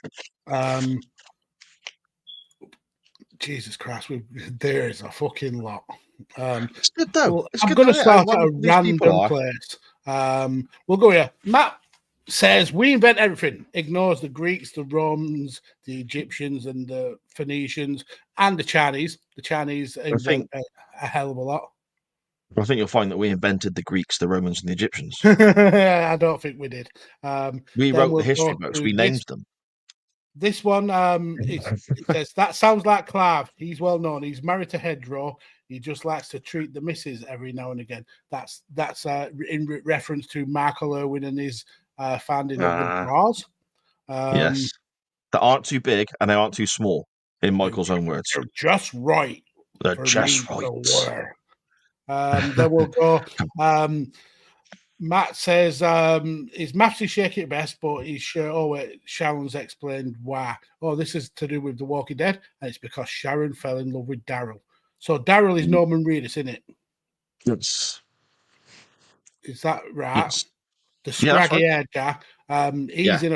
He's in a video game called, what is it called? But it's is it called The Walking Dead? I mean, he probably is in that. I can't remember the game, but anyway, he's really good at it. Then we'll go to Matt said, Connor, Arsenal are battering PSV. You must be loving it. And then Matt says, and I agree, hashtag Rory for PM. Yep. And it's also 5-1 to Arsenal. Then we'll go to another one from Matt. Apparently, Zorbeloff was meant to be building size, but they toned it down and made a blaminge from Sharon. Absolutely amazing. So the plural of blamange is blaminge. Blaminge. Okay, yeah, we'll go with that. And Matt says that was explained in the MGS law, sir. I could send you to sleep with that. So if you are interested, in Metal Gear Solid lore, there is a YouTube channel called Future Sound Productions, and he has done hundreds of videos talking about the backstory of Metal Gear Solid and the timeline and things like that. That would send you to sleep because there is a lot of lore to listen to. I really struggle just hearing you explain that. Brilliant. So Matt says he loves Farming Sim, and Morty says Sa plays a game called Podcaster Simulator. If he could, he would. He would actually play that game. I don't think I would. And we've got correcting me, and I massively appreciate it. Cena was in 08. Matt too with that. King Pig Banners shitting on John Moxley as well, saying he has a character in Death Riders. Yeah. Oh. Even Charlie's Jesus fucking wept. Sharon, get up and sort these bastard cats out, will you? Wow. Are they fighting? Fucking hell. Are we having a cat fight? It's the psycho. She every now and again decides she's going to come and attack the other one. She's an absolute arsehole. Do you know that wasn't your cat, though? What do you mean? Like, wasn't it someone else's cat and it's just moved in and taken over? No. The one behind me now? Yeah. Yeah, well, she came in, yeah. But she don't come out of this bedroom, mate. She never does. She just cozy up here, isn't she? But that one there, she's always been a psycho. She's a psycho to her own kittens that she's had. She's a nutcase. Okay. Morte says it was Dean turning on Seth the night that Roman had told the world his leukemia was back. Because he said Roman would have not got leukemia if he'd had stayed away from the scruffy fans and stuff like that. He absolutely hated it, didn't he? Morty also says Bischoff on Raw was shocking. Yeah, that was massive at the time, wasn't it? Yeah. You know what else? Do you know what I popped for? And I don't think a lot of people actually did, but Scott Steiner coming to mate. I mean, it ended obviously shit with him losing to Triple H like 3 fucking pay-per-views in a row, but holler if you hear me and the klaxon, wow, that was That huge moment, at the time. Survivor Series 2002 is one of my favourite pay-per-views anyway. That moment when Matt Hardy and Nowinski are just talking shit in the ring, of just being idiots, and then he comes out and just suplexes the fucking shit out of them. It's amazing. Oh, I could watch that again and again and again. It's fucking brilliant. Yeah. And then Sting rocking up. Yeah. And then Triple H also burying him. Yeah. There's a pattern, isn't there? Yeah, there is. Sharon says 5 getting back together. All 5. Ah. I saw the press conference and I remember 5 when they were young, strapping lads. These were old as fuck old men. This is a comeback that didn't need to happen, I don't think. Oh no, see, Shah loves 5, and I'm glad that it's happening for the fans. 5 were good in their day, but come on, they're old. They are very old. And fat. There's a couple of them that's quite fat now. Well, that gives hope to people like me, Magsy. Were you ever in a pop band that had like multiple number 1s? No. So there's no hope then, sir. Absolutely no hope. I think Sharon may be hankering for some tickets to go and see 5 there, sir. So think on Christmas present. Wow, that'd be sold out by then.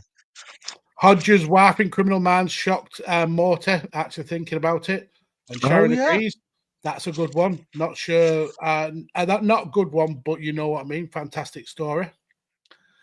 Matt again with the clutch. He says he's in Death Stranding. That's the game, and it's fucking amazing. Absolutely amazing game. Yeah.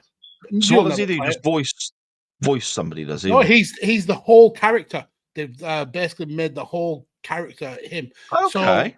So what had actually happened was that he was meant to be in a remake of Silent Hill, which is like a horror game, and they did a kind of trailer game for it on PlayStation, and then Konami,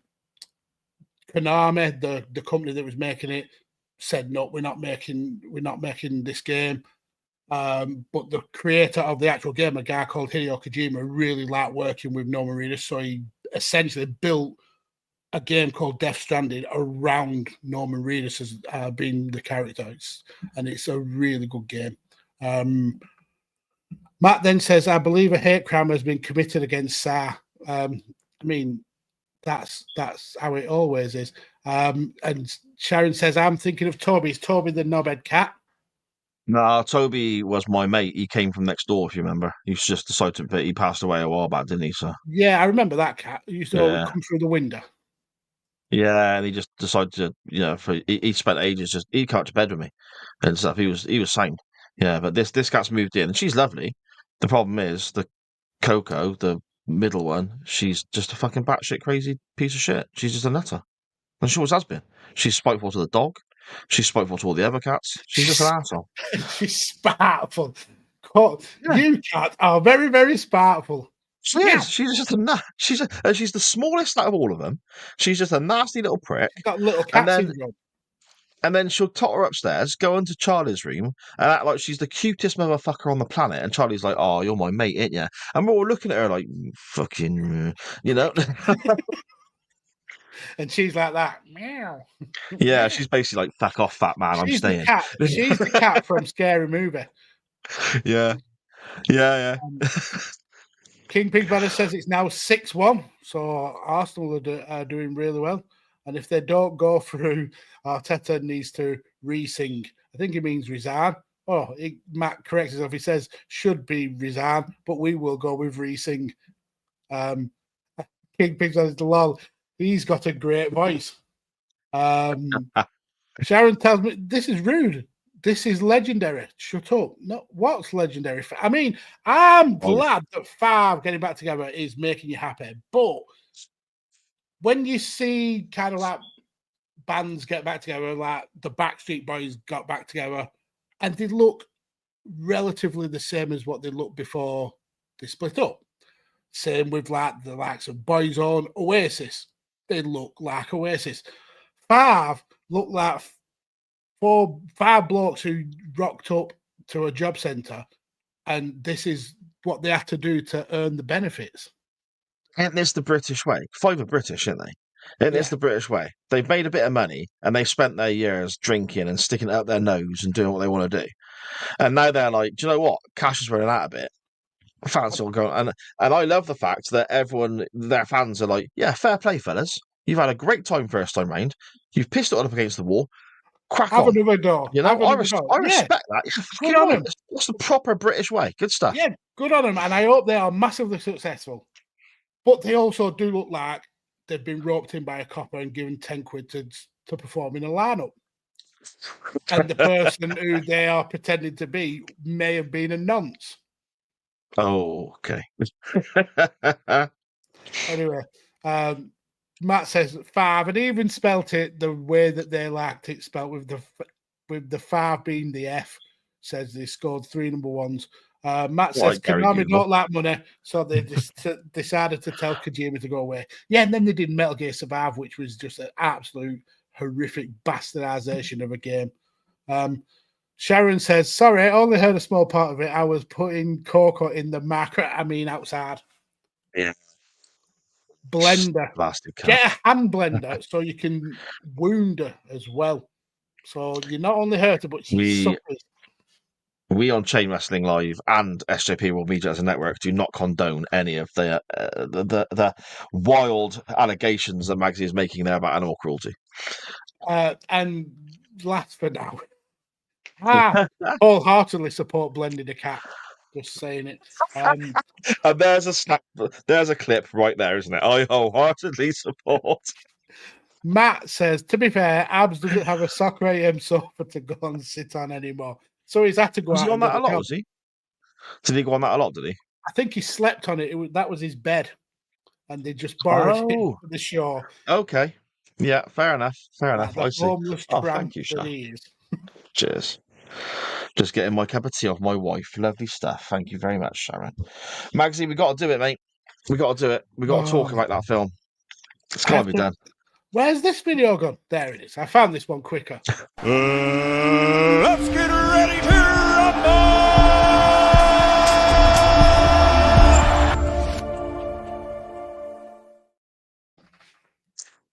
So then, once upon a time, Rob Van Dam and Dave Bautista were in a film with a porn star and a little fellow who apparently makes some rhyming music that is referred to by the kids as rap. The film was not very good. The end. Magsy, what would you like to do next week, my friend? No, come on. You're just delaying the inevitable. I had to genuinely sit and watch this film. Let's get it out of the way and talk about it. Okay, sound. I won the poll, but I don't think anyone really wins. No, nobody won.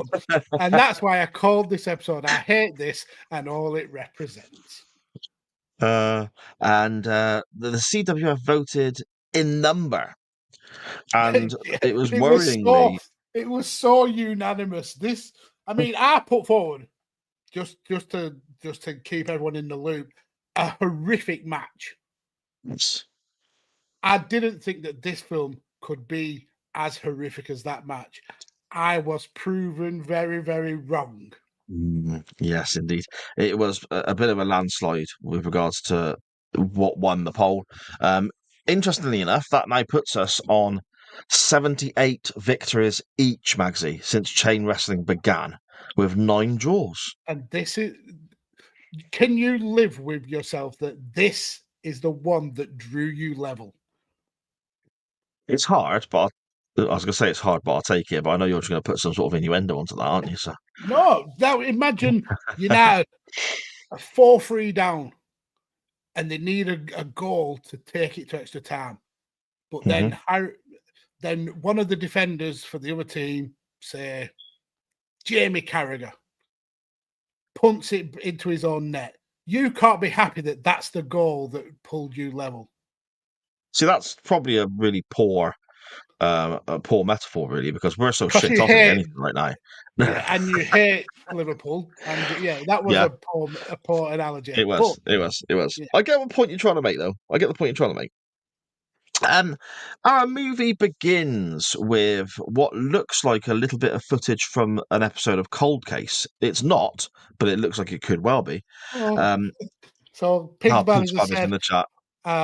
and I will happily involve the chat to distract from having to talk about this. He says, when I watched this film, I'd already done the artwork, so all I could see was Sy as RVD, me as Batista, and Ja Rule as Booker T, which is, again, touching on a bit of a slight racism there, but we move. We begin with a scene at night, which then weirdly turns into day. And this is where the bad guy of the piece, a fella called Seth, is beating a bloke up with his goons for ratting on him to the police. Yes. And he's, again, doing it in the day. You can see traffic on the road passing by. It's not exactly a secluded location. They showed you nighttime and it was quiet. I don't know why they're doing this in the day, but it is what it is, isn't it? Bit of a silly start, but... And I would say he's the most wooden actor, but very soon after this, we meet an even more wooden actor than this. But the guy looks like he's literally reading his lines from behind the camera. Seth, you mean? Seth, the bald-headed, Yes. the main baddie.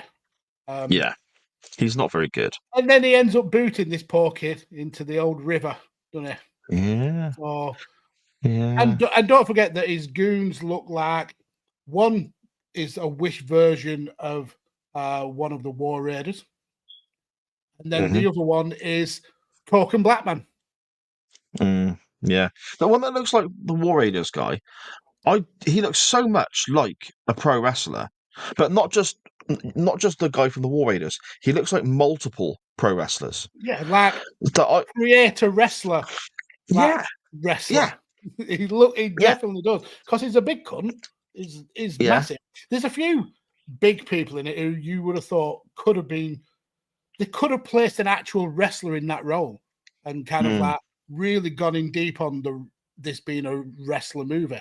Like there's a big black guy halfway through the film. Could have used Viscera. Could have easily been Viscera. That was Viscera. Powerhouse Hob. It definitely wasn't Viscera. It was. The big guy at the petrol station. That was not Viscera. It's fucking cast as Viscera. It's Nelson. What's his face? It's Viscera. 100%. He looks absolutely nothing like. He didn't have the gap in his teeth. He didn't have the big man titties. He's got Viscera's tattoos on him. And it's Nelson. What's his surname? Nelson Fraser Jr. Yeah. I did not think. I thought it looked like a Viscera that they got off Temu. No, that was him. That was legit him. They couldn't afford the real Viscera, so here's Misera. How can they not afford the real Viscera? It's not like he was doing fuck all at this point. This film was made with £35 budget. No, it's definitely Viscera, mate. It's definitely Viscera. You know you're in trouble anyway when the bad guy turns up and he's wearing a completely white suit. If 1970s James Bond has taught me anything, it's that when the bad guy's wearing a white suit, he means fucking business, Magsy. Yeah. And then you mentioned James Bond. Then we go into the intro music, and it's a blatant rip-off of fucking James Bond movies. It's got its own theme song written. Oh, and just for context, that first scene, it's only ever mentioned again one time, very later on, just to prove that this guy's brother is a dickhead. So then we get Briggs was there as well, wasn't he? The policeman, the detective. Which you find out he's corrupt, and then he gets a conscience, which is pointed out quite clearly by the main villain multiple times in this movie, because he literally says, "Have you now gained a conscience?" But we move and we get into the main part of the story, and it's Rob Van Dam cutting down a tree. He's cutting wood with a chainsaw. But the chainsaw breaks. So that happens, Magsy. That can happen. But what would you do if you needed to cut down a tree and your chainsaw broke? You'd maybe find an axe, use a penknife. No, you fucking punch it. You punch a tree down. Rob Van Dam, he's got axes for fingers. It was not called Rob Van Dam. It's called Rob Spakowski in this. And then, yeah, he's called Bobby, Bob, whatever, isn't he? And then what we find out is his wife is in like the next part over. He's got like 4 different gardens as old Bobby. He's doing well for himself, and he's made himself a few quid. He's happy in his back garden in his sleeveless top, cutting down trees. He's living his best life at the moment. And his daughter is in the swimming pool, which is in one of his multiple gardens. And we see her jump in. Dead. Yeah, we see her jump in, and then like don't see her splash around or anything like that. Literally 2 seconds later, she's floating face down in that horrific kind of thing. And the mum's like, "Holy shit, Bobby, you gotta come save her." I'm thinking, "You're right there, love." First of He all, said, but okay, fine. Jumping, Yeah, bitch. so he runs and does a pretty dramatic run and jump into the water, grabs his daughter, and I'm thinking, "Fucking hell, this is kicking off early, isn't it? This movie. One guy's been thrown in a lake." Another, his daughter's drowning. Holy shit! And then she wakes up like, "Oh, just playing." I'm like, "You little bitch! You And would not see then- the light of day for a year." And then a mum grounds her for a month, and the dad, Rob Van Dam, goes to bat for her and says, "Come on, it's a bit much in it, love." Okay, then 2 weeks. Now, Bad parenting. obviously, Maxie, Absolutely bad. You should not argue in front of your kids, because all you do is create division. They know who they can play. this is it. Now, obviously, you got kids, I got kids. People in the chat will have kids as well. I guarantee there's an example that Sharon's going to throw up now, where one of my girls has come to me and I've been the soft touch in a situation. I'm not going to say like Rob Van Dam here because I wouldn't have been that bad, but I guarantee there's a situation that Sharon will comment on that I've done that I shouldn't have. But I totally agree. What is Van Dam doing? Yeah, Get back to chopping wood down with your bare hands, mate. Yeah, what an idiot. But then he meets his new neighbour, who is the most wooden actor in this film. Well, this guy was an awful actor. I think, and it's going to be curious as we go through the rest of the film, because I might say this more often, I might contradict myself, but I think he is the worst thing in this. Yeah. Yeah, he's terrible. MacGuffin. He's basically a character to link the story together. So this neighbour just moved in, wants to borrow a hammer.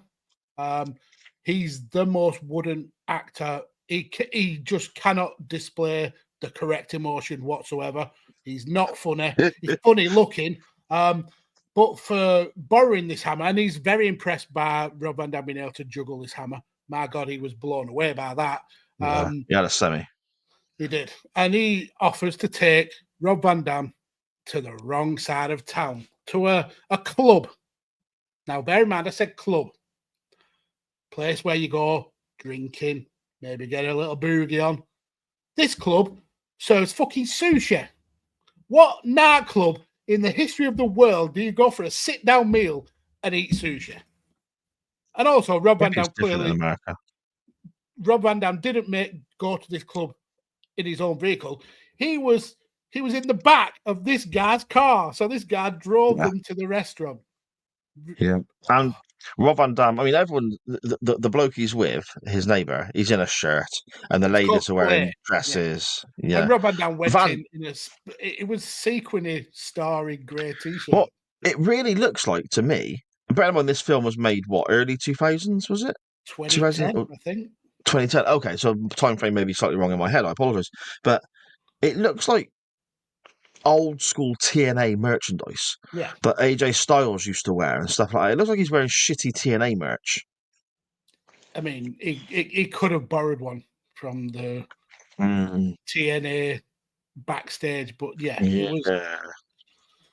Anyway, so we go to this club and we find out that the baddie from the first scene who killed the snitch, that's his club. He owns the club. Who'd have thought it, Magsy? Fucking mind blown. The neighbour is also providing wine. I think he sells wine to the person who owns the club. So I don't know, because it never comes up again, does it? No, they just mentioned that one time. Yeah, it never comes up again. It's completely irrelevant. So the owner of the club, he says that everything in this meal is laid on. But RVD still is not very trusting of him. Anyway, they're having this lovely meal. the Clay is not getting RVD's jokes, which are also not funny. RVD says he doesn't like really going out because town is shit. And then the ladies retire to go and powder their noses. Clay's wife, she goes back after. She stays in the bathroom to do her lipstick, and Rob's wife comes out of the toilet, and she is apprehended by the younger brother. But we don't know that he's the younger brother yet, but he's basically a young guy. We do know, because there's been a scene with him, aren't there, where the older brother, the boss, tells him to not be a dickhead. I'm going to leave you in charge because I've got something to do. Don't be a knobhead in my club. Keep your fucking hands off the guests. And the first thing he does is he gets sniffed off his tits and starts manhandling guests. So he attempts a bit of titty fondling on Rob Van Dam's wife. When she says, no, I'm not interested, he forces her into his office and tries to do a little bit of unwanted no pants dancing, shall we say? Yes. A bit of graping. He likes graping. But Rob is a bit suspicious where his wife is. And when Clay's wife comes back, Rob says, Where's my wife? Where's the actress playing my wife? And she says, well, no, she left the toilet before me. So Rob throws his plate in the air and my God, this off. reaction. This is terrible for me. Don't get me wrong, it's got a lot of terrible, but this is. We've all been out at a club or been somewhere to eat, even with people we've only just met. Potentially, it happens, and even in a place that you think this is a shithole. Not too sure about this, right? Somebody goes to the toilet, regardless whether it's your wife, your girlfriend, a friend, whatever, and they don't come back straight away. Your first thought is maybe, showing my age now, they've gone to the cigarette machine, or maybe they've gone to get a drink, or maybe they stopped to chat to someone. But you might be concerned, but you give it another minute or two, don't you? Rob Van Dam's reaction is, where's my wife? Instantaneous. She left before me. He's like, well, she must be getting raped then. Jumps up and powers his way through everyone around. It's like it goes from 0 to 100 in the blink of an eye. It's nonsense. He pokes his head in the women's toilets, hears that she's not there, and then spots a door across the nightclub, goes over to it, and there's people milling around, but yet you can hear Rob Van Dam's wife clearly screaming because she's being raped. No one else reacts. There's a couple of women walk clearly past. They couldn't give a fuck. Oh, rapey Ethan's at it again. Lol. But Rob breaks in, grips him, and throws him to the ground. Doesn't beat him up like a normal wrestler would probably do to their wife's. Or even just a normal man. Yeah, just a normal man. You just kick the shit out of the guy, wouldn't you? But the guy, Ethan, pulls out a little flick blade. Rob Van Dam is getting prepared to be stabbed. He does a little side shuffle. The guy falls onto the settee and stabs himself. How? Yes. With a knife aiming outwards, did he fall and the knife went in him? But well, there's that, but also there's the fact that he's got stabbed in the chest, hasn't he? But dies. A flick knife, and it's about that big. Yeah, but dies instantly. Mm-hmm. There's no coughing, there's no spluttering, there's no movement, there's no struggling for breath. He is dead instantly. And Rob is desperate for a fight now, so he's like, "Come on, dude, let's fight." And then he gives him the slightest little kick on the bum to encourage him. And then he gives him another little kick, and Ethan rolls over, and there he is, stabbed up. Clay then he deserved it. He's a prick, even his brother knew he was a prick. Clay, the neighbour, then comes into the room and he's like, "Oh my God, Rob, what have you done? That is the bad guy's little brother. Oh no, this is not good." So the police are called, and the place empties, and the bad guy turns up and he's like, "Oh my God, my brother's dead. Who did this?" And nobody says a word to him. There is no indication of who. This is amazing. But he looked over, and Rob Van Dam in the distance stood there, just eyeballing this bald-headed barrier, and he goes, "You! I knew it was you, motherfucker. You killed him. You're gonna die. I'm gonna get you." Rob and his group just nonchalantly walk off. They've been involved in a death, but that's it. Off they go back to the car. Now, it's quite a horrific evening, mind, in general. His wife has been attacked.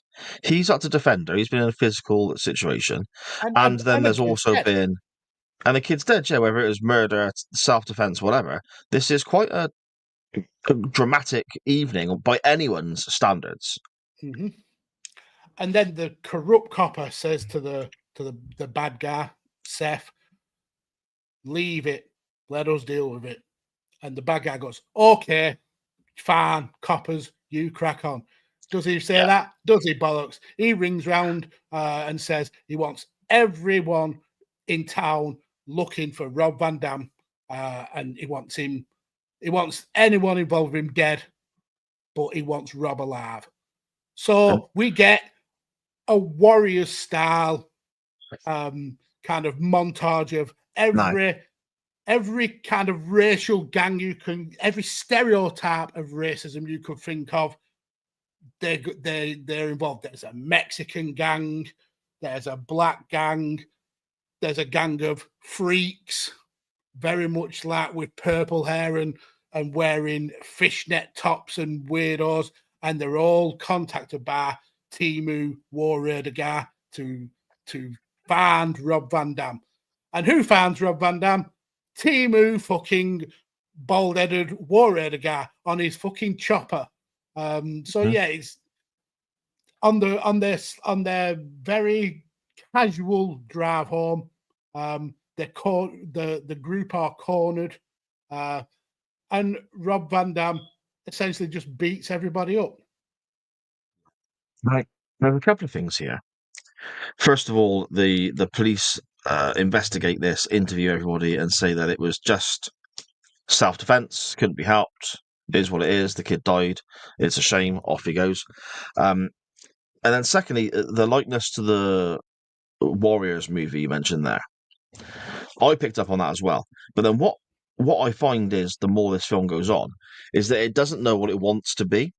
And the biggest likeness I can give it is that if you've ever seen Scary Movie is a spoof of multiple horror films.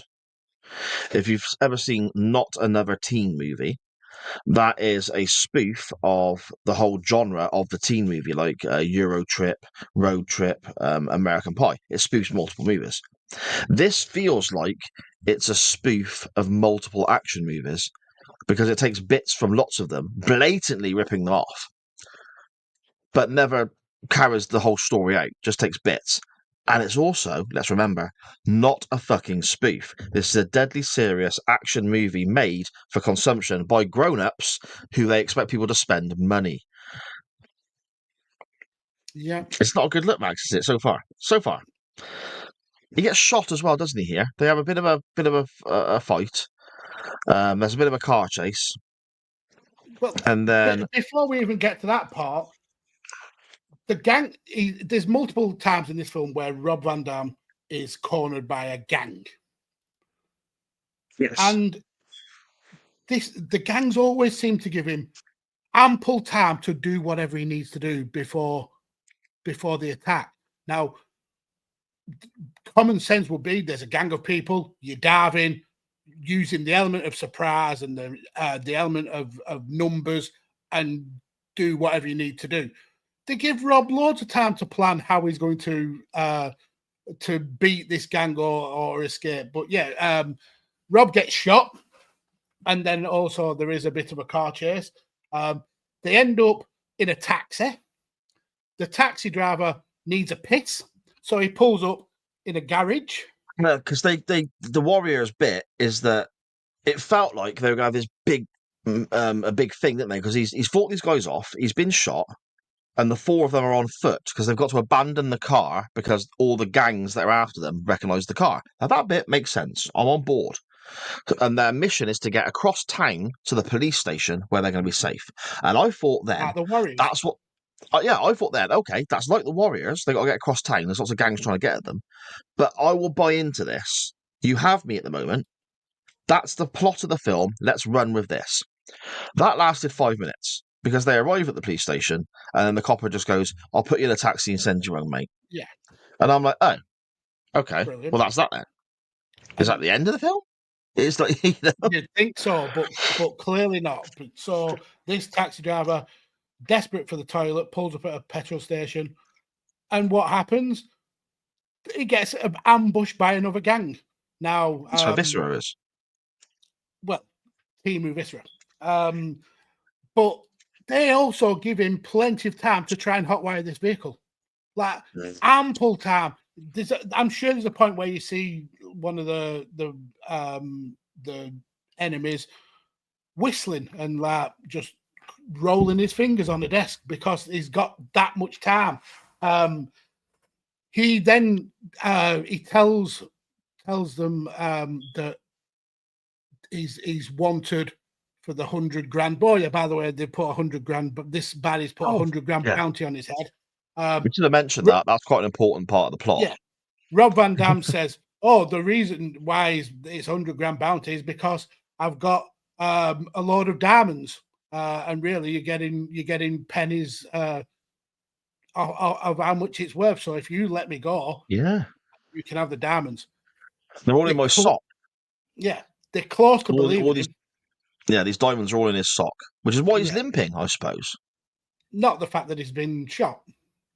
But he ends up, they don't believe him. They end up wanting to take him to Seth, and he gets in a fight with, there must be a dozen of these people. Yeah.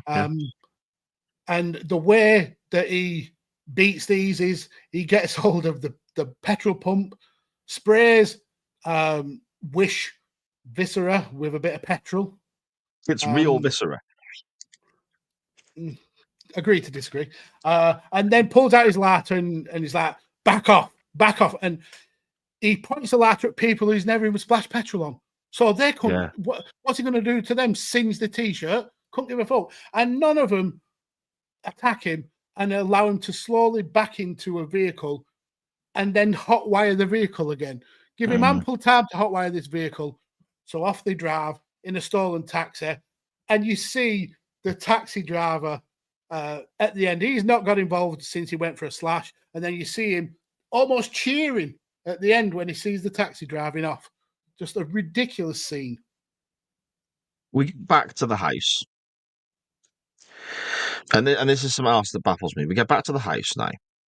And they're aware that everyone's after them. They're aware they got all these gangs after them. They've already spoken to the police.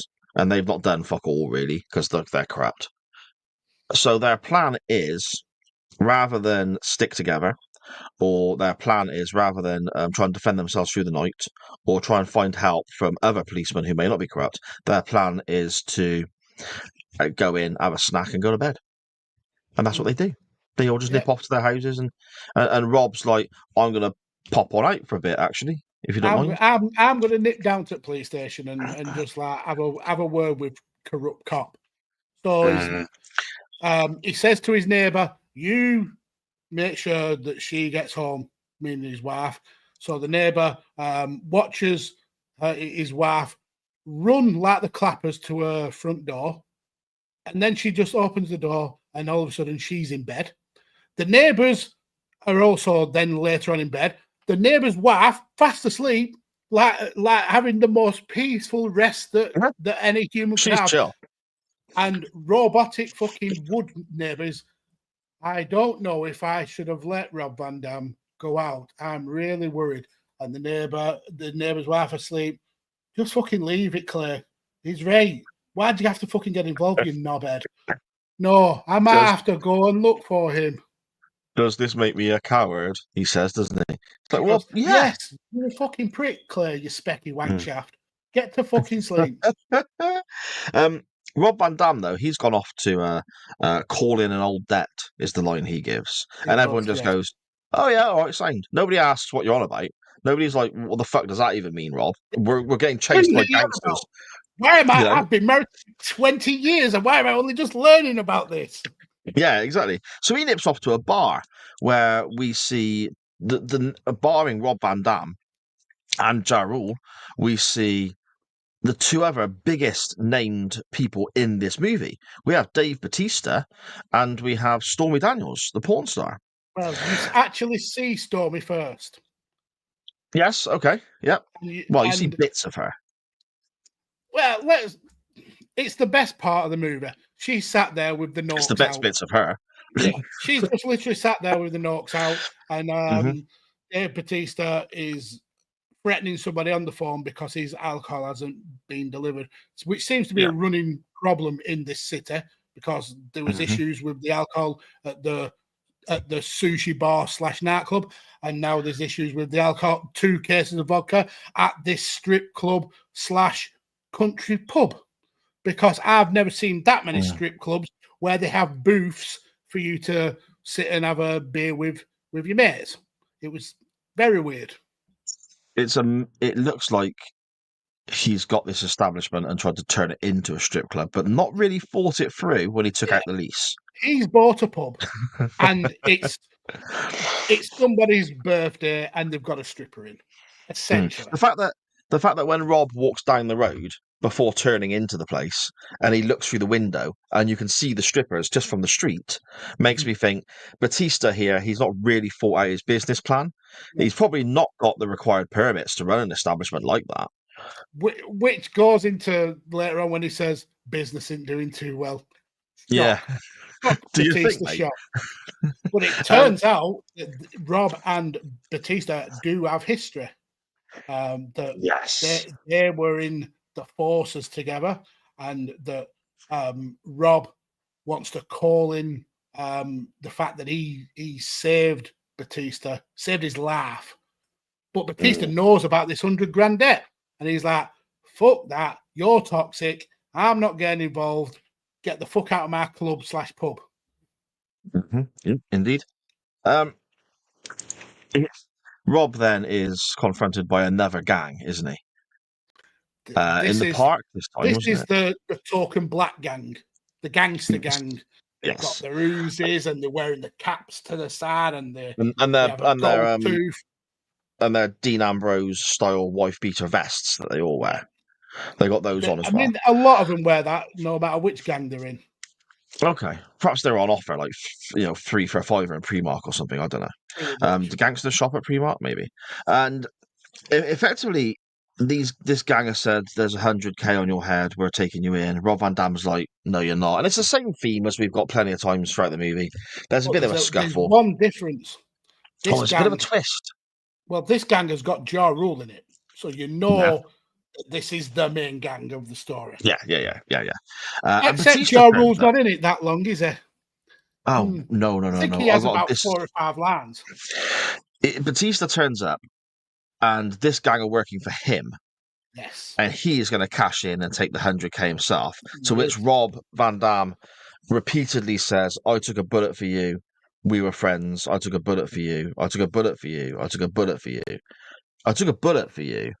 Over and over and over again, until Bautista, who's walking away, decides, "Oh, do you know what? He took a bullet for me." Eventually, right? So he turns back around. And he just changes his mind, doesn't he? He just says, "Yeah, just literally let him go, people." Yeah, but they don't want you, Max, do they? They want the money now. Ja Rule was thinking, "Fuck you, Dave." Yeah, well, he literally says, "Fuck you, Big Ronnie, motherfucker." Yeah, exactly. Go fuck yourself, he says, doesn't he? Yeah. Ja Rule to Bautista. And he says it multiple times because Bautista goes, "What did you say? Go fuck yourself." "No, you what was that? Will you please go and fucking fuck yourself?" And then he pulls out a gun and just point blank shoots Ja Rule square in the head. No splatter, nothing, just Ja Rule, and none of the other gang react at all. No, they were just like, he was an asshole anyway, this mate. Is a horrible gang. They used to death. It don't faze them no more. This bit, we get a little bit from Bautista here, And then, spoiler alert for anyone in the chat and listening on the podcast who haven't seen the movie yet, we get a little bit here from Batista and a little bit at the end of the movie that actually did make me smile. I thought it wasn't too bad because Batista then he talks to Ja Rule's body, who he's just put a bullet in the head of, Yeah, and he's this there is going, the best bit. he's there going, I thought we were friends. Why would you tell me to go fuck myself? Why? I thought we were friends. And he's Why won't you arguing with the dead body. apologise? What's that you Yeah. say? You're No, sorry. apology It's too not late fucking now. accepted. Yeah. That is quite funny. That's pretty good. Batista then says, well, yeah, I owed you one, but now we're even, and just goes on his merry way. He's off for a stroll around the park. And Rob Van Dam's going back home again now.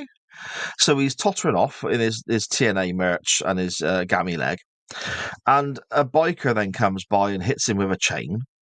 And Rob Van Dam fights the biker and gets shot again, which is quite inconvenient. He's not having the best evening, is he?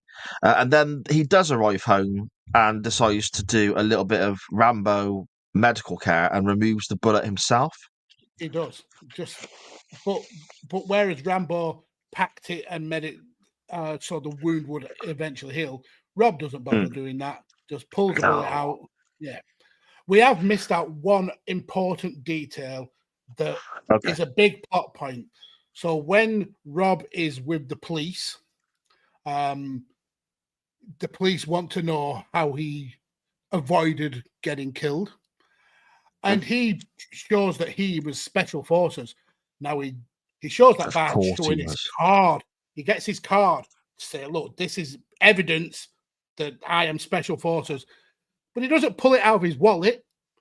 He just literally has this card on its own in his back pocket. Look, there's the evidence that I am special forces. And the copper goes, fucking hell. That's it. Case dropped. You are clearly special forces.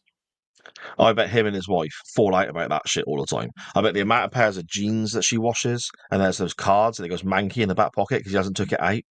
You know, I bet that's a regular stress point in their relationship. You know, that's why he just got manky cards. Yeah, well, yeah, good shape. Rob then, after he's tied himself up, and it looks like he's given himself a steroid injection. He's been on the phone to Triple H. That was the most realistic part of this movie. What the fuck was going on with that bit? And why was it so brown? I'm assuming it was meant to be some sort of painkiller. But I don't know. It looked... The storyline of Dean Ambrose injecting himself in the arse, which was mentioned earlier, it was that. He literally is injecting himself clean in the arse, and he's enjoying it, is Rob. This is something he has done before. Not saying that he's juiced, but he clearly has juiced. Again, it's never explained what that is. No. So, is it steroids? Is he decided completely out of the blue? Do you know what? I quite fancy a bit of that heroin. I've heard it's quite Moorish. You know, is that something he does? What's going on with that? It in your arse? Yeah, why is it in your arse cheek? Yeah. Oh dear. Anyway, like I said, it's not explained. He goes to bed. And I think he wants a little bit of monkey loving because he sees the wife is asleep, or is she? No, she's not. This bit I thought was actually quite good as well, Mags, to be fair. This bit got me a little bit. No. And there's a reason why. You explain why you thought it was good, and I will pick it apart. Okay. First of all, my first note says, Rob gets into bed. Why is his missus chilled out sleeping? On a night like that. Stupid. Exactly. On a night like that. Her husband when the neighbours have done that, and I ripped them apart for it, she should not be a bit stupid. Napping away. No. Right, but then when he pulls the cover back and says "Dawn," and look, when she turns around and she has her mouth taped up and she's going, that bit I was like, whoa, because I didn't expect it. But I didn't expect it because this film is so fucking stupid. She could have quite realistically have been in bed having a kip. But if she had her mouth covered up, taped up, why didn't she have any reaction whatsoever until Rob got into bed and put his hand on her? She didn't move. So she gave the impression she was asleep. She wasn't, Rob, run, they're here. Don't do any of that. She just waits there. I didn't think of that. Yeah, so she's a shit actress as well. Yeah, she is. We then get what we all know, the 42nd action movie this is going to parody. We go now for a little bit of Commando because his daughter has been kidnapped by the baddies. So we're going to change plot once again. For anyone keeping count, I think we've had Rambo, Warriors, a little bit of Rocky, various other Schwarzenegger movies. And then of course now we're up to Commando. So, and Cobra, the old Stallone film, that was parodied a little bit earlier on as well. And building up to this point, the copper who is a corrupt, he started to get his conscience as mentioned by the main baddie, because he informs Seth, the baddie, whoa, don't fuck with this guy. He's special forces. He's got a card and everything. I've seen his record. This motherfucker's legit. And he went, I fucking dealt with killers.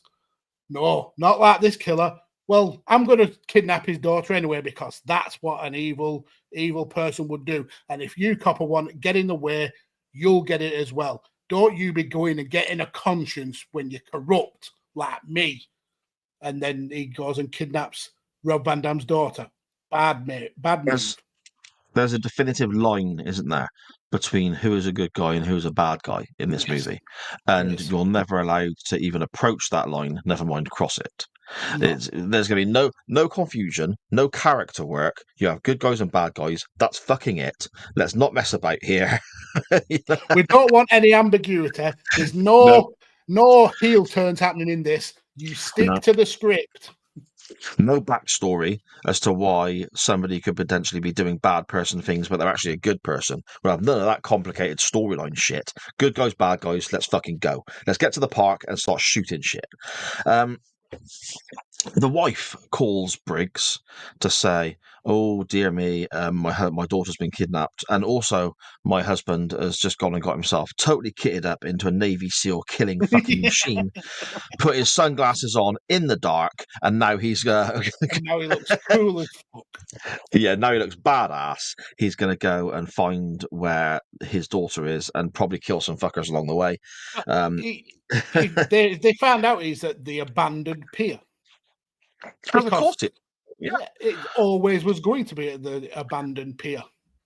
This guy's got fucking loads of money. He drives around in a big stretch limo we see several times in the movie. He's got the nightclub. He's got various offices we have seen in the nightclub. He's got establishments on his payroll, but yet he goes to an abandoned pier.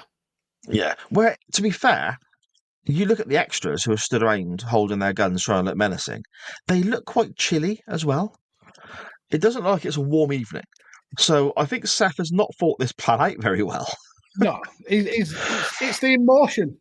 His kid brother, who's a prick and deserved to die, is dead, and he just wants to.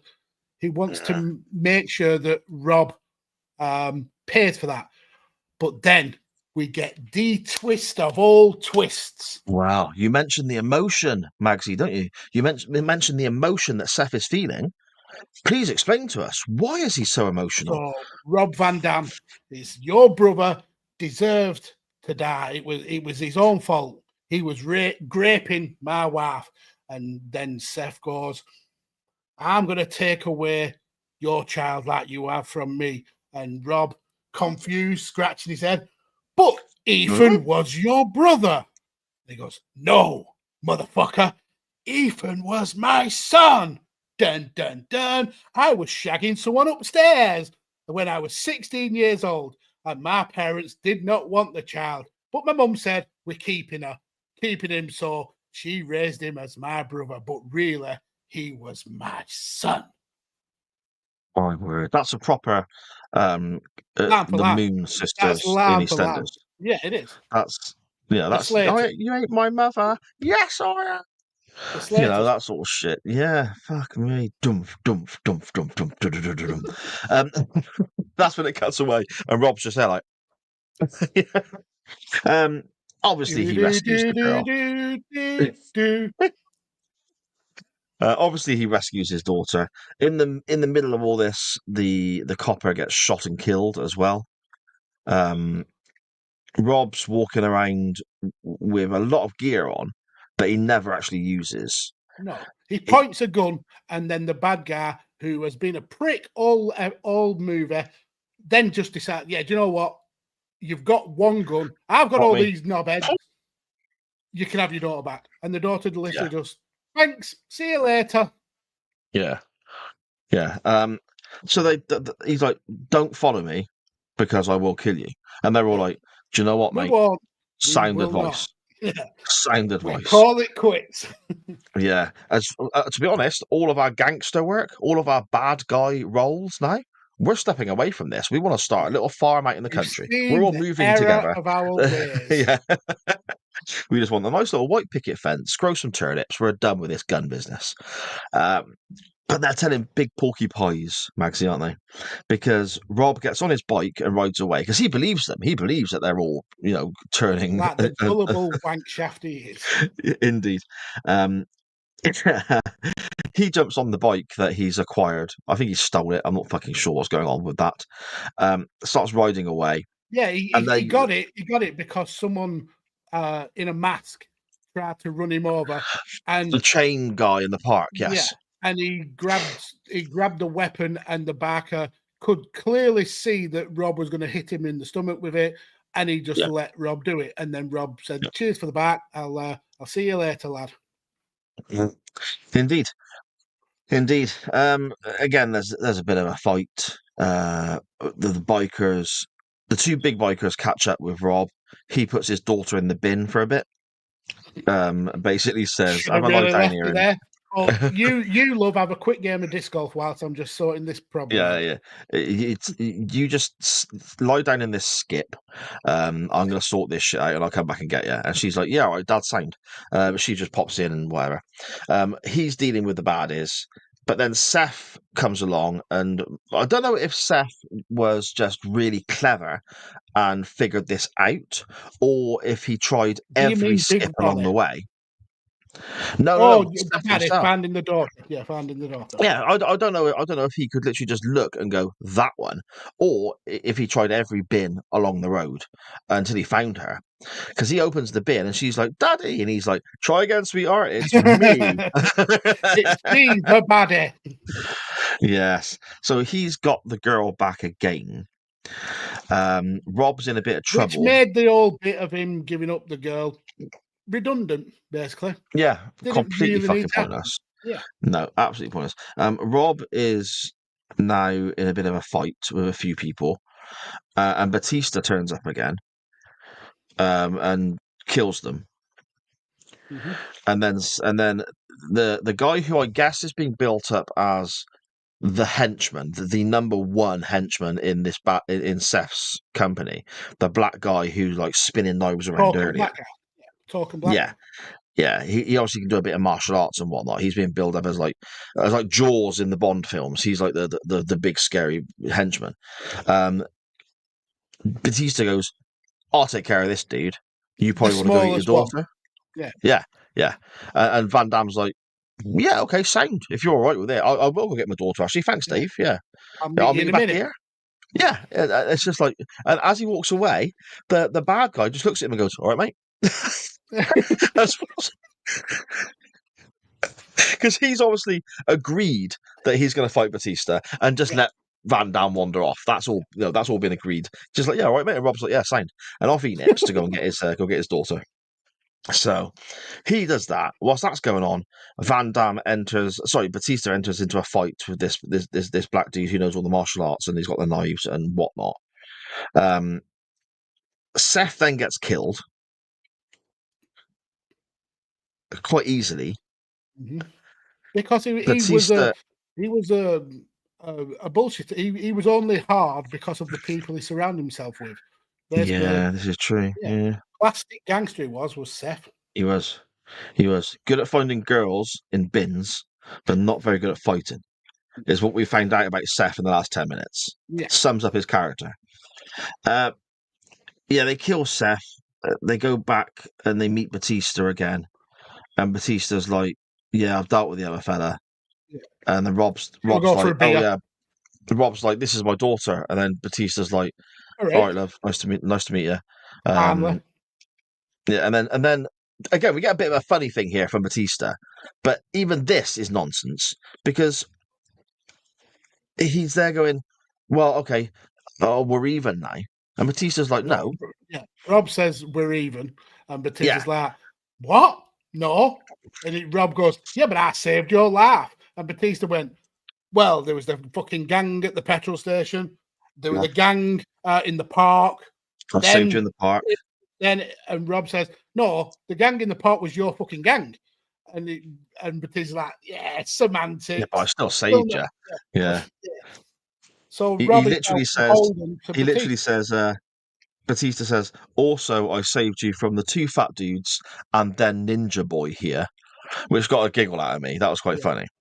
But he's doing this. Head and Shoulders the best thing in this film. Yeah. Head and Shoulders. But by the point he's saying those last couple of lines, which made me laugh, he's already walking away. Yeah. So Batista's turned up, killed a couple of people, met his mate's daughter for the first time, and now he's like, I wonder if that strip bar is still open. Oh, wait, I own it. Yes, of course it is. So he's got no vehicle. He's not in a car. He's not got a bike. He's got his black camo stuff on. He's got his head thing on. Yeah, but and he's got a gun. You're applying just normal logic to this film. There is multiple times in this film where people are in places where they had no earthly right being, apart from the fact that they were filming a scene of the film in there, and that character was in the scene. There's no context to where anyone is at any one point in time in the movie. Yeah, you're right, mate. You're right. But then, randomly as it was at the beginning, it's the end. Because Batista's wandering off across the park in looking like he's going to go and murder someone at any stage. How that guy's not going to get stopped by the police, I don't know. Because it's not normal behaviour, the way he's dressed and the weapons he's carrying, and he's just strolling across the park. Rob Van Dam's just like, well, so I'll finish with now. I'll take you home, shall I? To his daughter. And then bang, the film's over and music's playing. Let's go. And then we get another James Bond-esque closing song credits. And then I don't know if it was the same for you. The credits run, and then it stops, and then another film starts at the end. Does it? I didn't get that far. I turned it off as soon as I could. Oh, the YouTube video is like 95 minutes. The actual film is about 90. So there's a 5-minute gap. I thought, oh, there may be a Marvel-esque kind of like end credit scene that might give a little bit of explanation. No, it's another film. The start of another film, which then ends abruptly, and then off they go. The YouTube video. The YouTube link. If you are listening on even if you're in the chat, but if you are listening on the audio version later in the week, and you are, I don't know why the fuck you would be, but you are interested in watching certain scenes from this movie, all over our social medias, I shared the link to the YouTube link that is the entire movie. When you watch it, you realise it is a pirated version that they've uploaded. The version I've been sharing is dodgy as fuck. Yeah. But I think it is also the production company. Yeah. So it's from the production company, but horrific quality. Okay, Magsy. To summarise, and out of 10, what have you got this week? This film made no sense. It was ridiculous. The acting, apart from Batista, was horrific. But it was a fucking fun film to watch. You can't deny that you had fun watching this. And that is essentially part of the reason why we watch films. This was never going to be an Oscar winner, but it was fun. So I'm giving it a 6. Are you fucking kidding me? No, I enjoyed this film because it was one of those films that it is so bad, it was actually good. Okay. I thought this was fucking horrific. It was, yeah, I'll agree. It was fucking horrific, but funny horrific. And I've tried to break it down to being I'm trying to give it scores for things that I genuinely enjoyed. Okay? It's always nice seeing boobs. So the strip club was a bonus. So I'll give it a point for she that. did not mind having her jubblies out. She did not. She did not. She did not at all. Just think, Donald Trump's had a do on her. Okay, well, that's that ruined for me. Thank you. So we'll give it a point for that.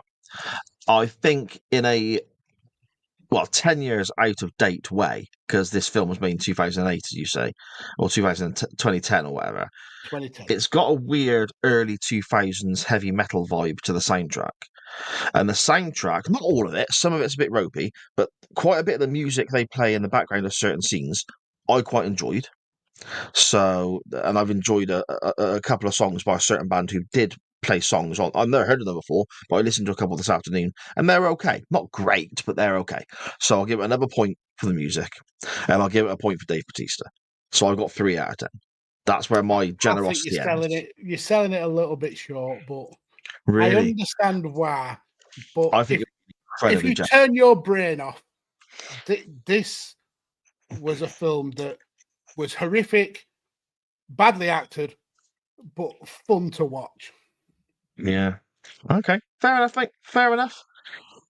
So on that note, then, I mean, well, yeah, this is big. This is a biggie, Max. This is a biggie because when it comes to the polls, 169 episodes of the show in, we're on 78 wins each. It's nip and tuck, mate, because you've been ahead for so fucking long.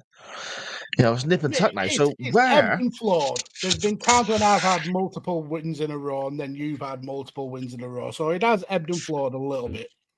Yeah, but it makes sense that we level because we have horrific taste in wrestling and movies. This is true. And our ratings out of 10 on the spreadsheet we also have an average.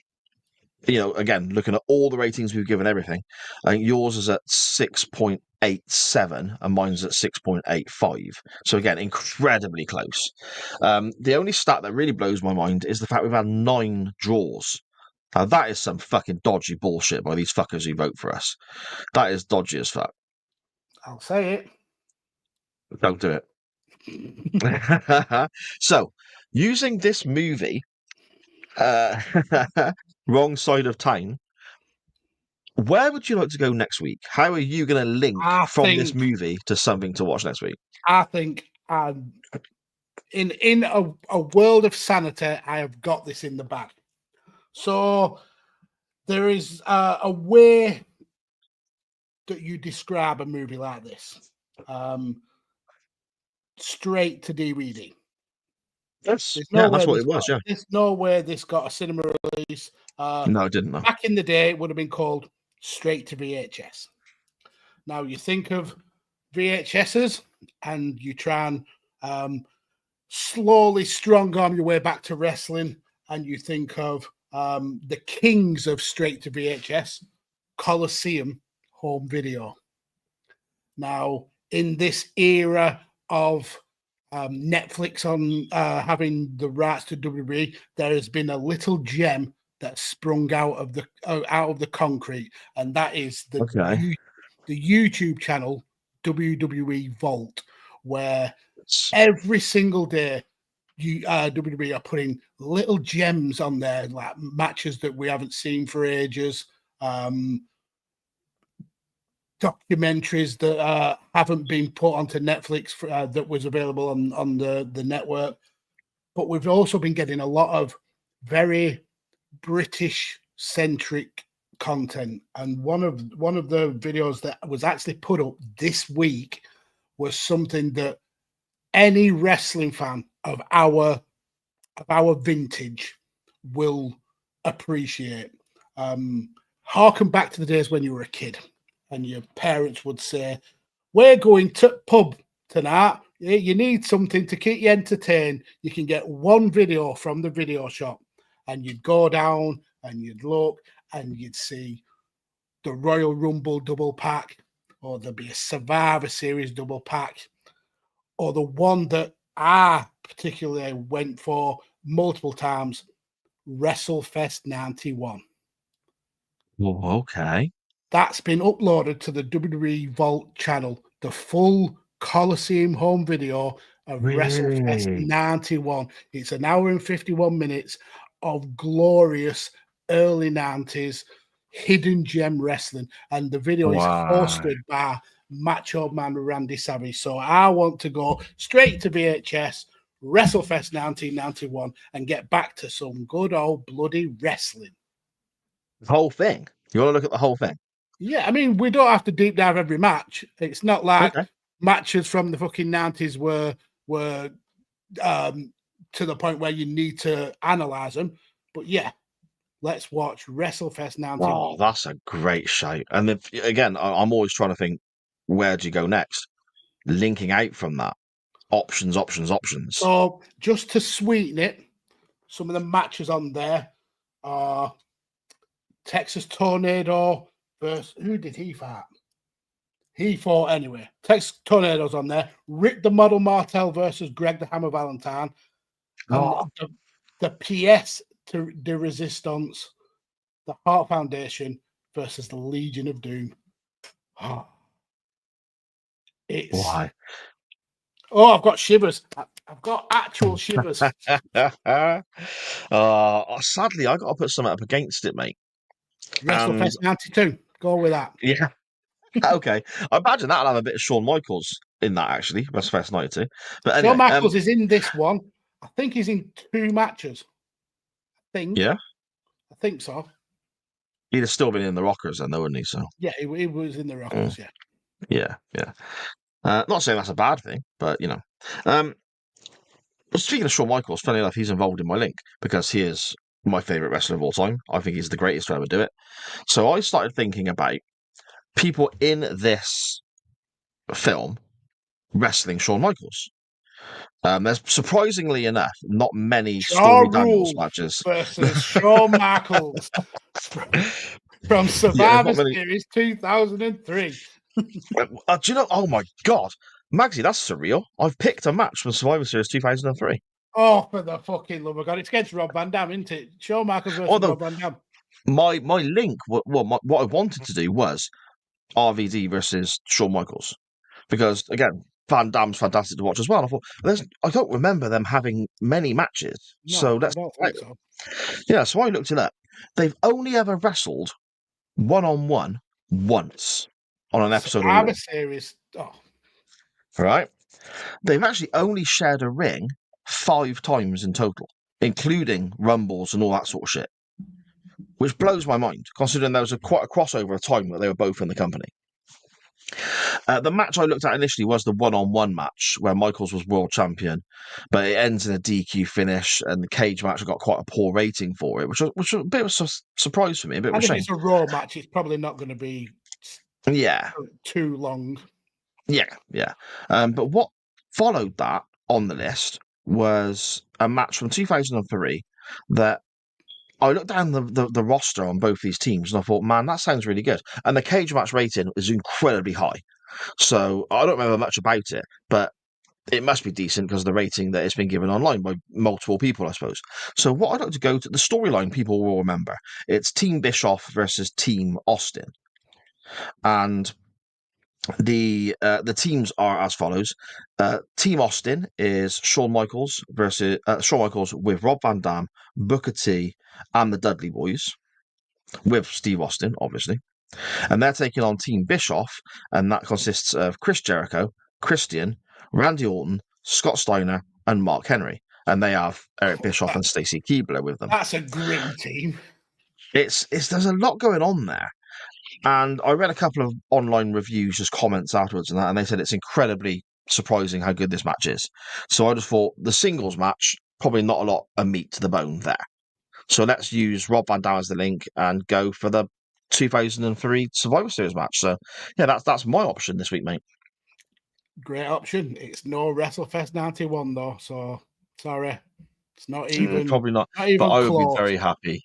I would be very happy losing to you. And well, I say that I'd like to go ahead in the polls just once for a little while, but I'd happily watch WrestleFest 91 if the whole thing's up on YouTube. So basically, you need a draw. I don't want a fucking draw. Absolutely not. Those are your options for this week's poll. We have WrestleFest 91, the VHS tape, up on the YouTube. We'll, of course, if this wins, we'll share the links all over the place where we can. And if anything off the WWE network, which is now on Netflix, wins, you're going to have to pay for your own Netflix. I'm not doing that for you. It's only if it's on YouTube is the link, okay? So WrestleFest 91, you can check out on YouTube, and that's one of the options we'll be looking at. Multiple wrestlers, great night. When you say Valentine versus Martel, how 91 is that? That's going to be glorious.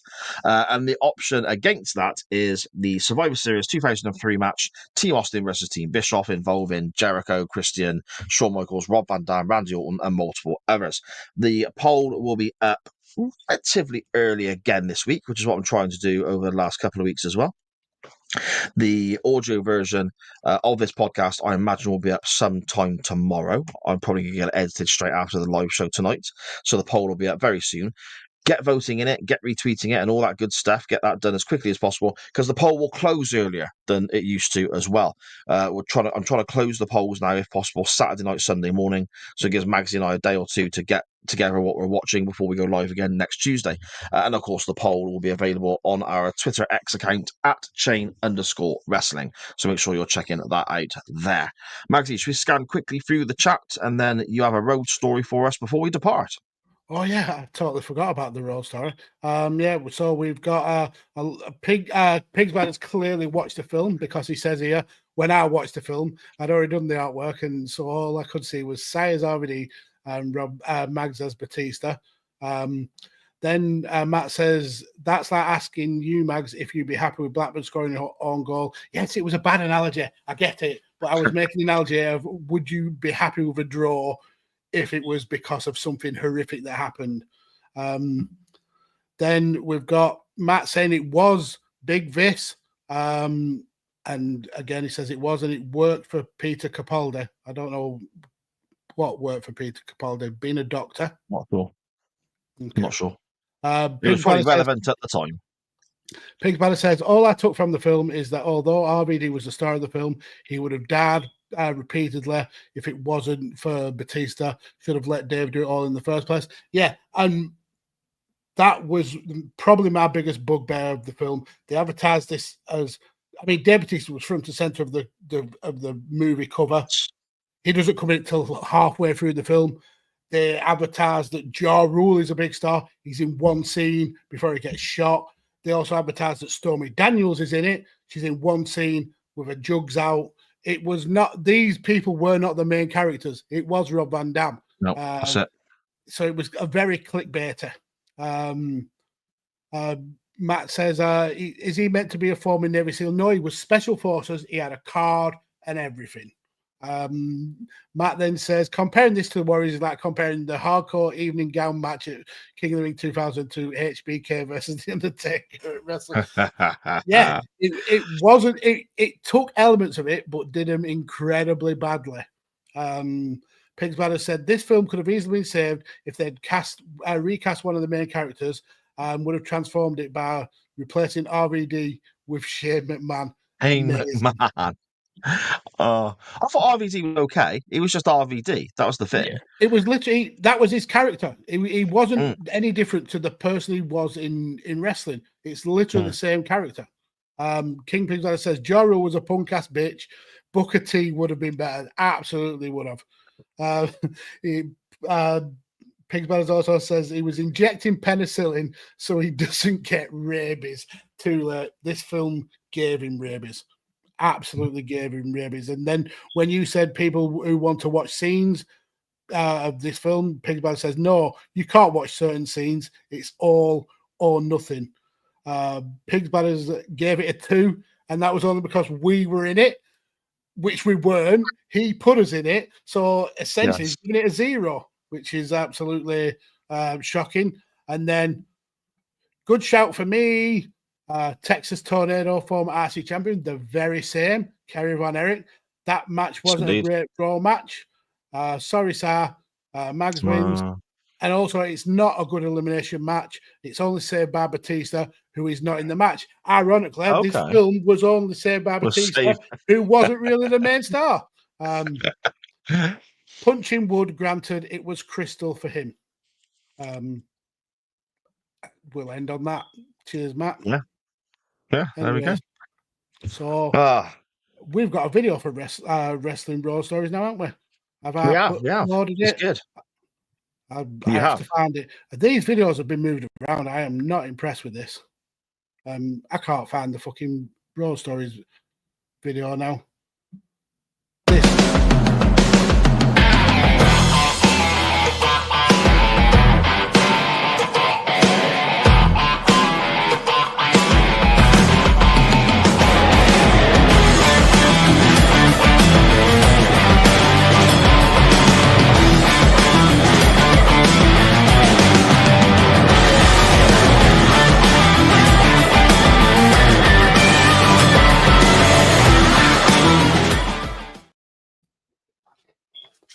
So, what have you got, Magsy?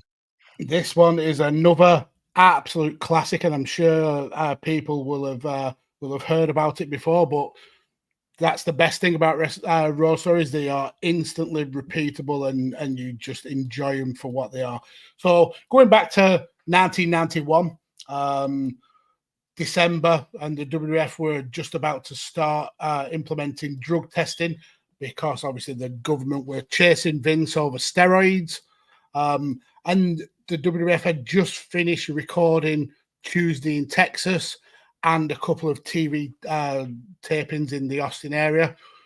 A lot of the boys decided that this could probably be their last time to get absolutely off the tits before the drug testing kicked in, and they'd have to kind of calm it down.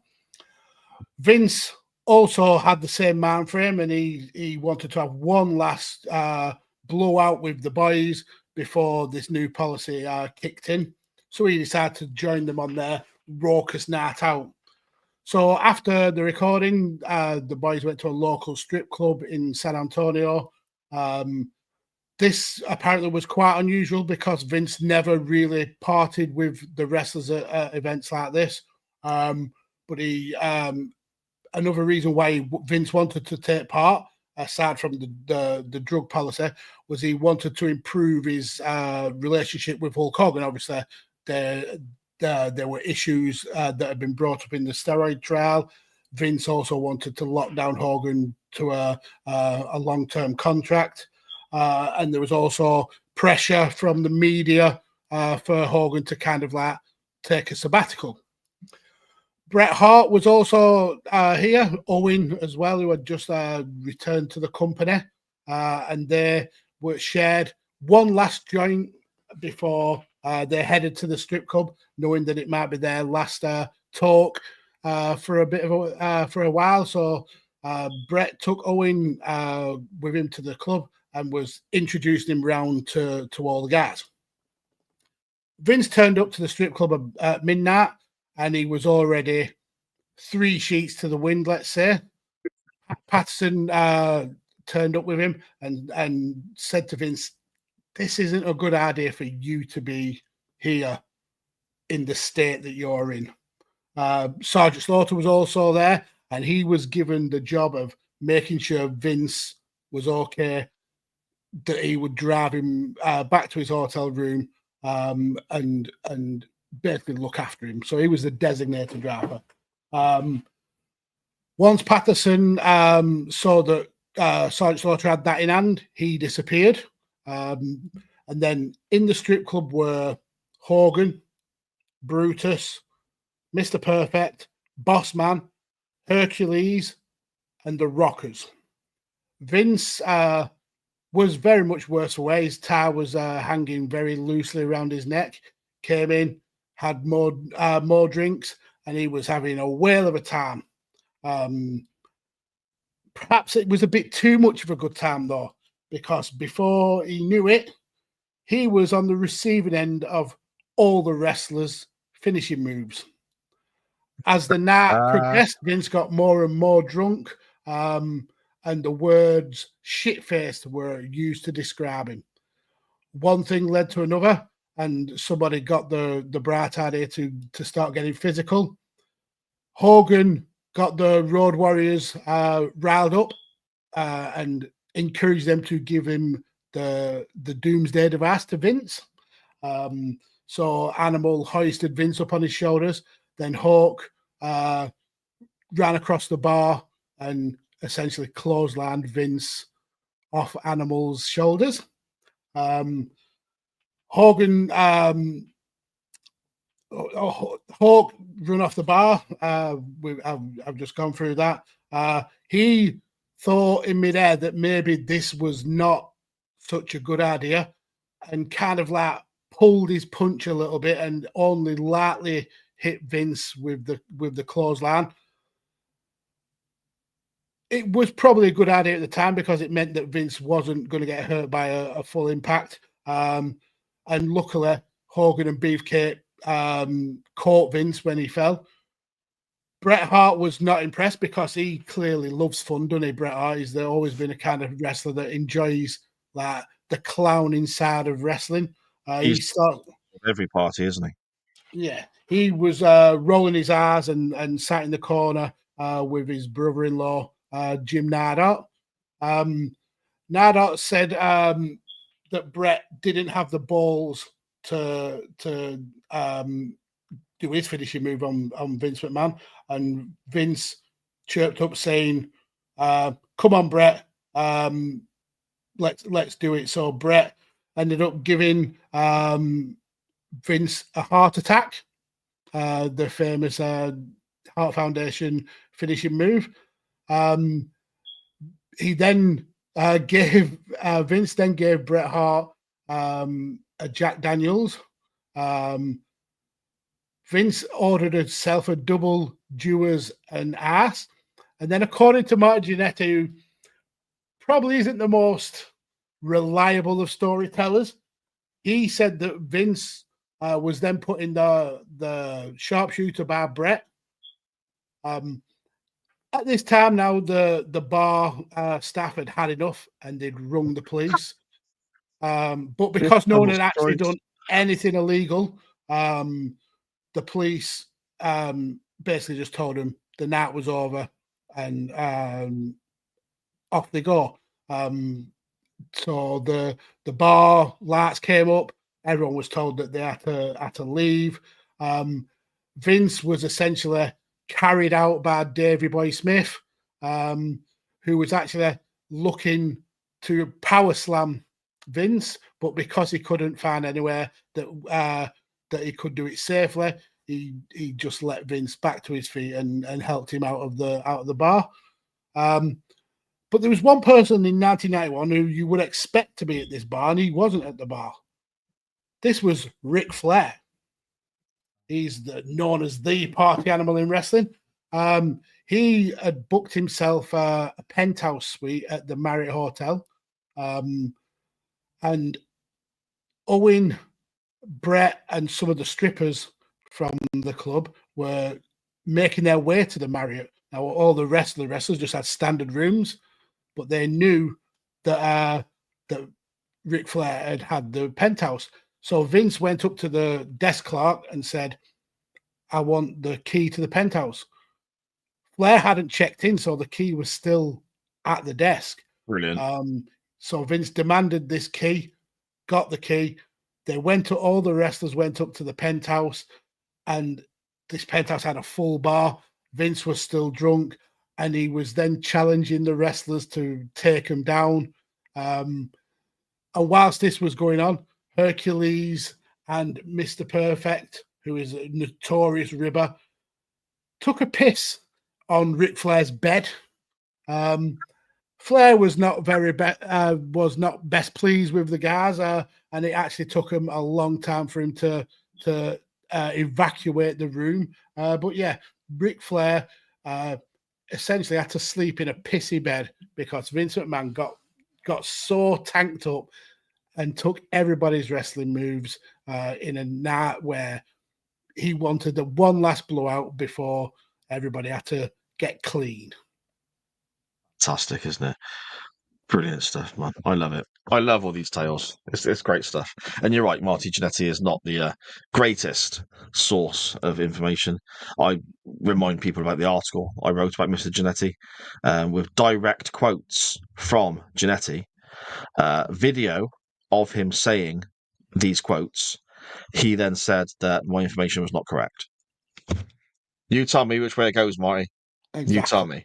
But there we go. Oh, fantastic story again, Magsy. Absolutely love it. Brilliant stuff, mate. I guess that's it for this evening. I guess that's us done. Thank you so much, everybody, for joining us in the chat once again. Everybody for contributing to the non-wrestling topic. Everyone who voted in the poll.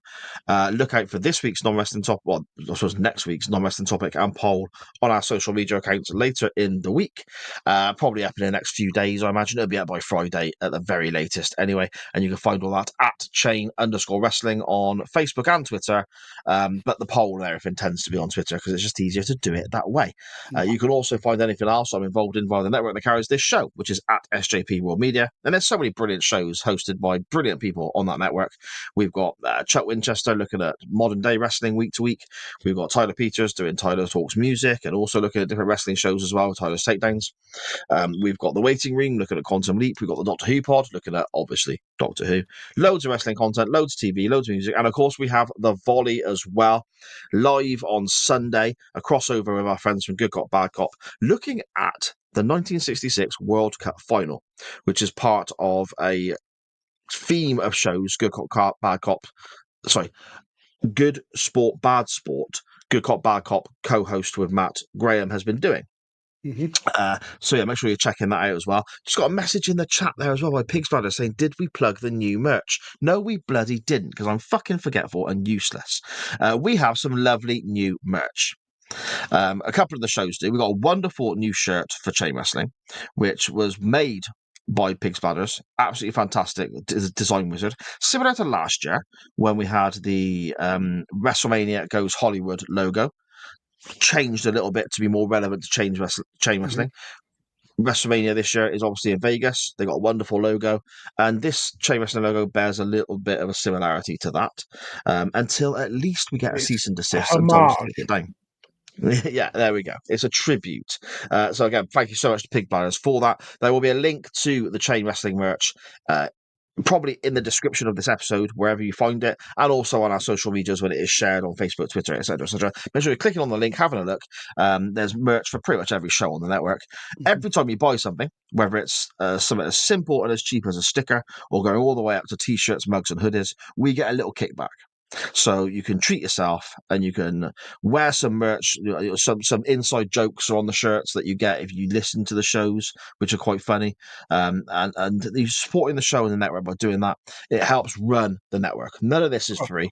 So it helps us. It helps with the running of the audio podcasts, the live shows, and everything else as well. So hugely, hugely appreciated.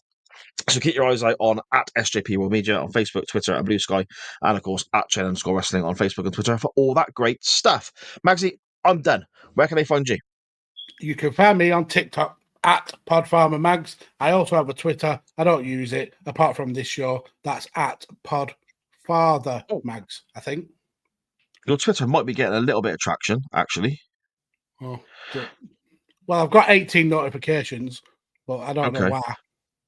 Because pretty much every podcast I've recorded in the last month, whenever I've said, if you disagree with me, you can send any negative feedback to at PodFarmerMags. So I don't know if anyone's took us up on that. I've been getting bad feedback, but I was getting bad feedback before that. So water off a duck's back. There we go, mate. There we go. Thank you again to everybody who's listened, tuned in, pressed play, etc., etc. I've had a wonderful time. Make sure you vote in the polls. Make sure you get involved in the wrestling topic for next week. And Magsy, it's been glorious once again, my friend. I will speak to you next week. Barry Windham styles his hair like Greg the Hammer Valentine.